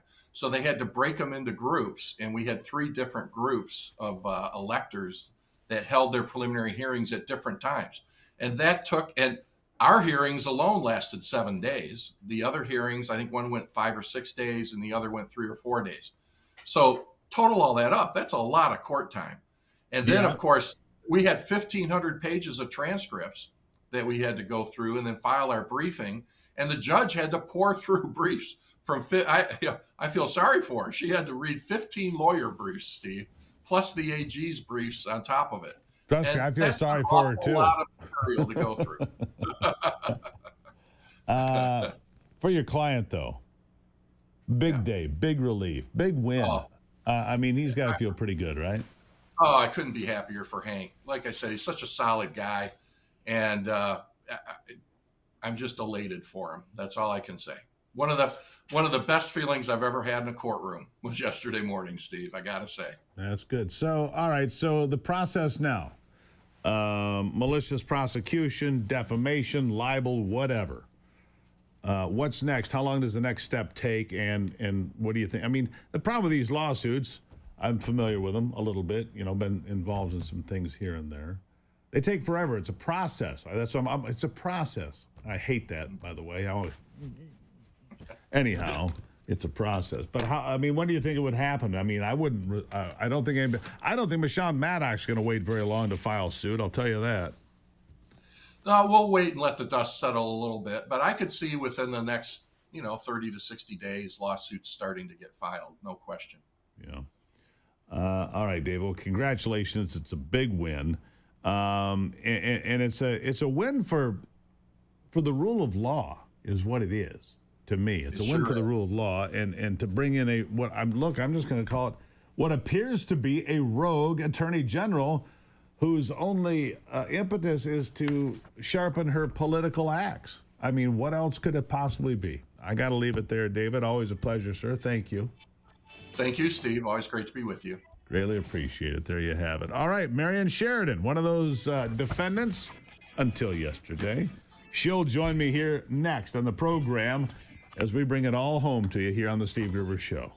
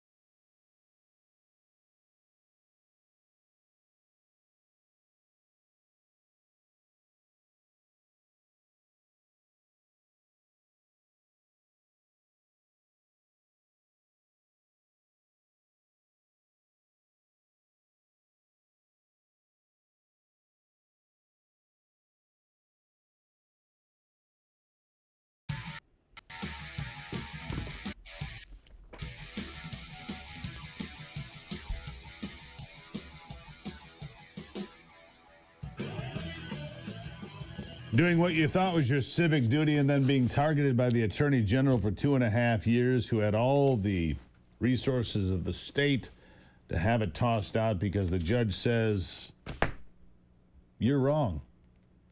You're not a good lawyer. What you're doing here is absolutely wrong. It was a vindictive political prosecution. I don't know how else you would look at it at this point. Marion Sheridan, one of those folks that was targeted by all of this, co-founder of the Michigan Conservative Coalition, a two-time elector, 2020 and 2024. She joins me now. Marion, nice to have you on the program. Good morning. Thanks, Steve, for having me. So I'll bet you slept pretty well last night. Yes, I did. You know, I just want to explain, if I can just have a moment to, Absolutely. with the radio audience, to summarize this so that they can easily understand. It's like 16 of us electors met and signed an alternate slate. I actually, in a press conference the very next day, speak about it as a backup or a lifeboat. Dana Nessel took the word alternate, and flipped it to fake, and then fed that to the media, who put it on steroids throughout the nation that we were a fake elector slate. And we were not. We were a backup. We were an alternate slate. And at one point, Judge Kristen Simmons, even wisely in the court, asked the prosecutors to stop using the terms fake or false electors, because you wouldn't go to court and call the people, the defendant, a murderer in a murder trial.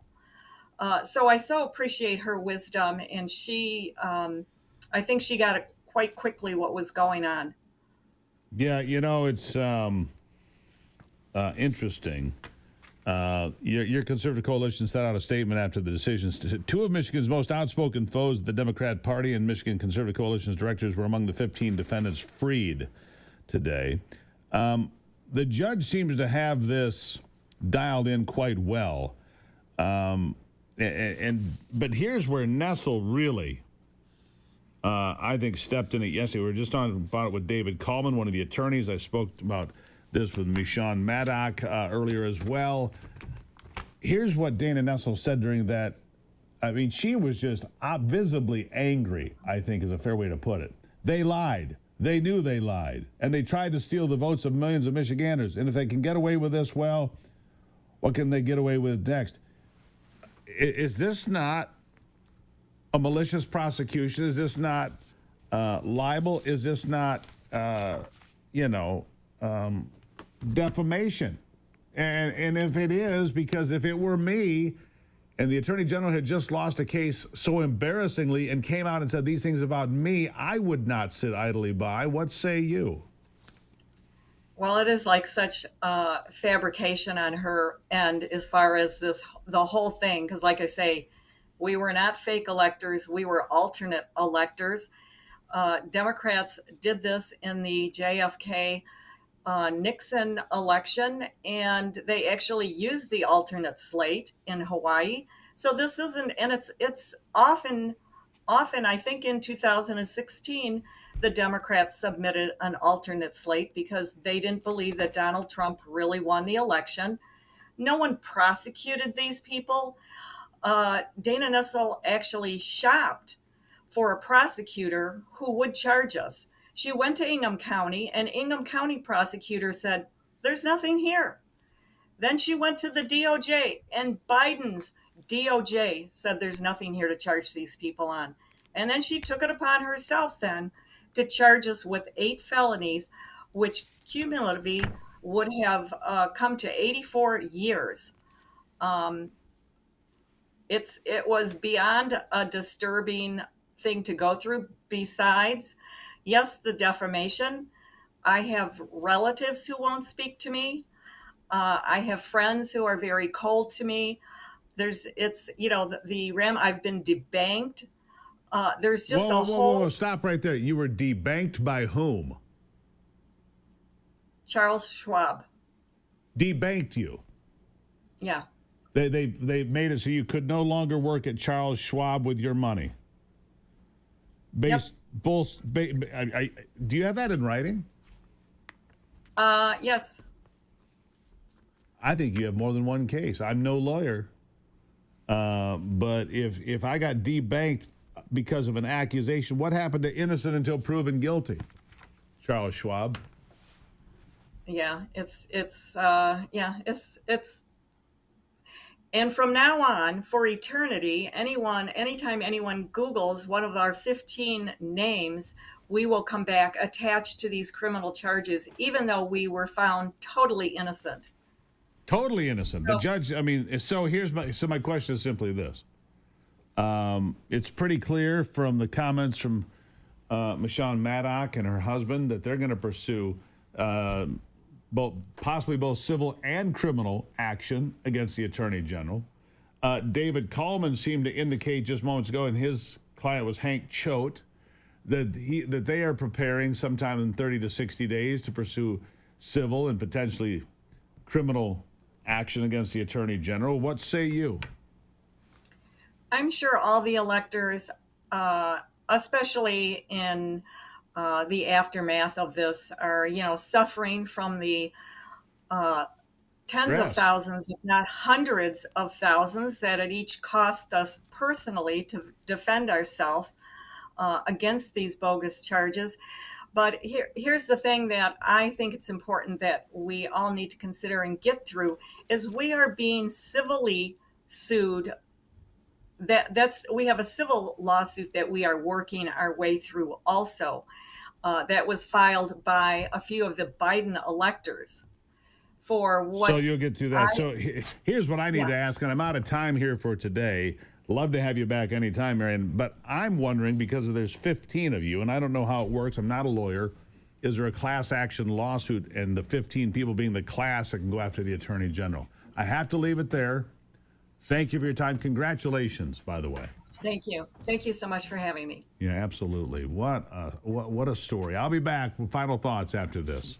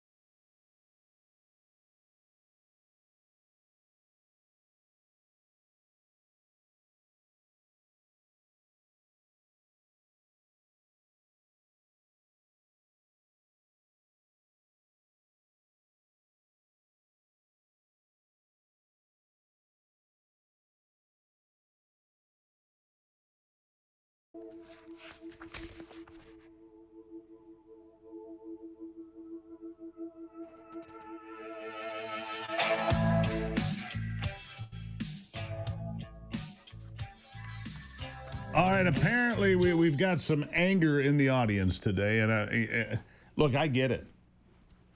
I do. I get it. The angst, the anger, the anxiety. I get it, and I apologize. But obviously, this is a big case in Michigan, and we have to cover it. But as a result, you don't get to see Ivy. And so Anthony, just give me a picture. Give these folks something. There it is. Look at us. What a beautiful picture. What a lovely couple they are. That is a great picture, Steve, I must say. Golly. Yeah, we just had those taken by Barry, what is his name? God dang, that's a good-looking couple, isn't it? Huh? Manilow? No, he's the one that does all the headshots for Megyn Kelly and Tucker Carlson and all the... I mean, this guy does everybody. We had these shots taken just 2 weeks ago in D.C. He had a special deal. We were in D.C. before I got deathly ill, and we got these shots. So there's your Ivy, right? You guys could take a screenshot. Hey, look, more Ivy. Screenshot it, screenshot that, and we'll go from there. All right, so we'll try really hard. I'll talk to Sister Sarah, see if I can get a special request in so we can get her on tomorrow, and you don't all send me hate mail. Okay, deal. Back to serious conversation. Marion was debanked by Charles Schwab. Debanked. I'm about to get on the phone with David Coleman and say, hey, did your guy, did Choate get debanked? Did any of these other folks? And is there can it be a class action lawsuit? I got questions here.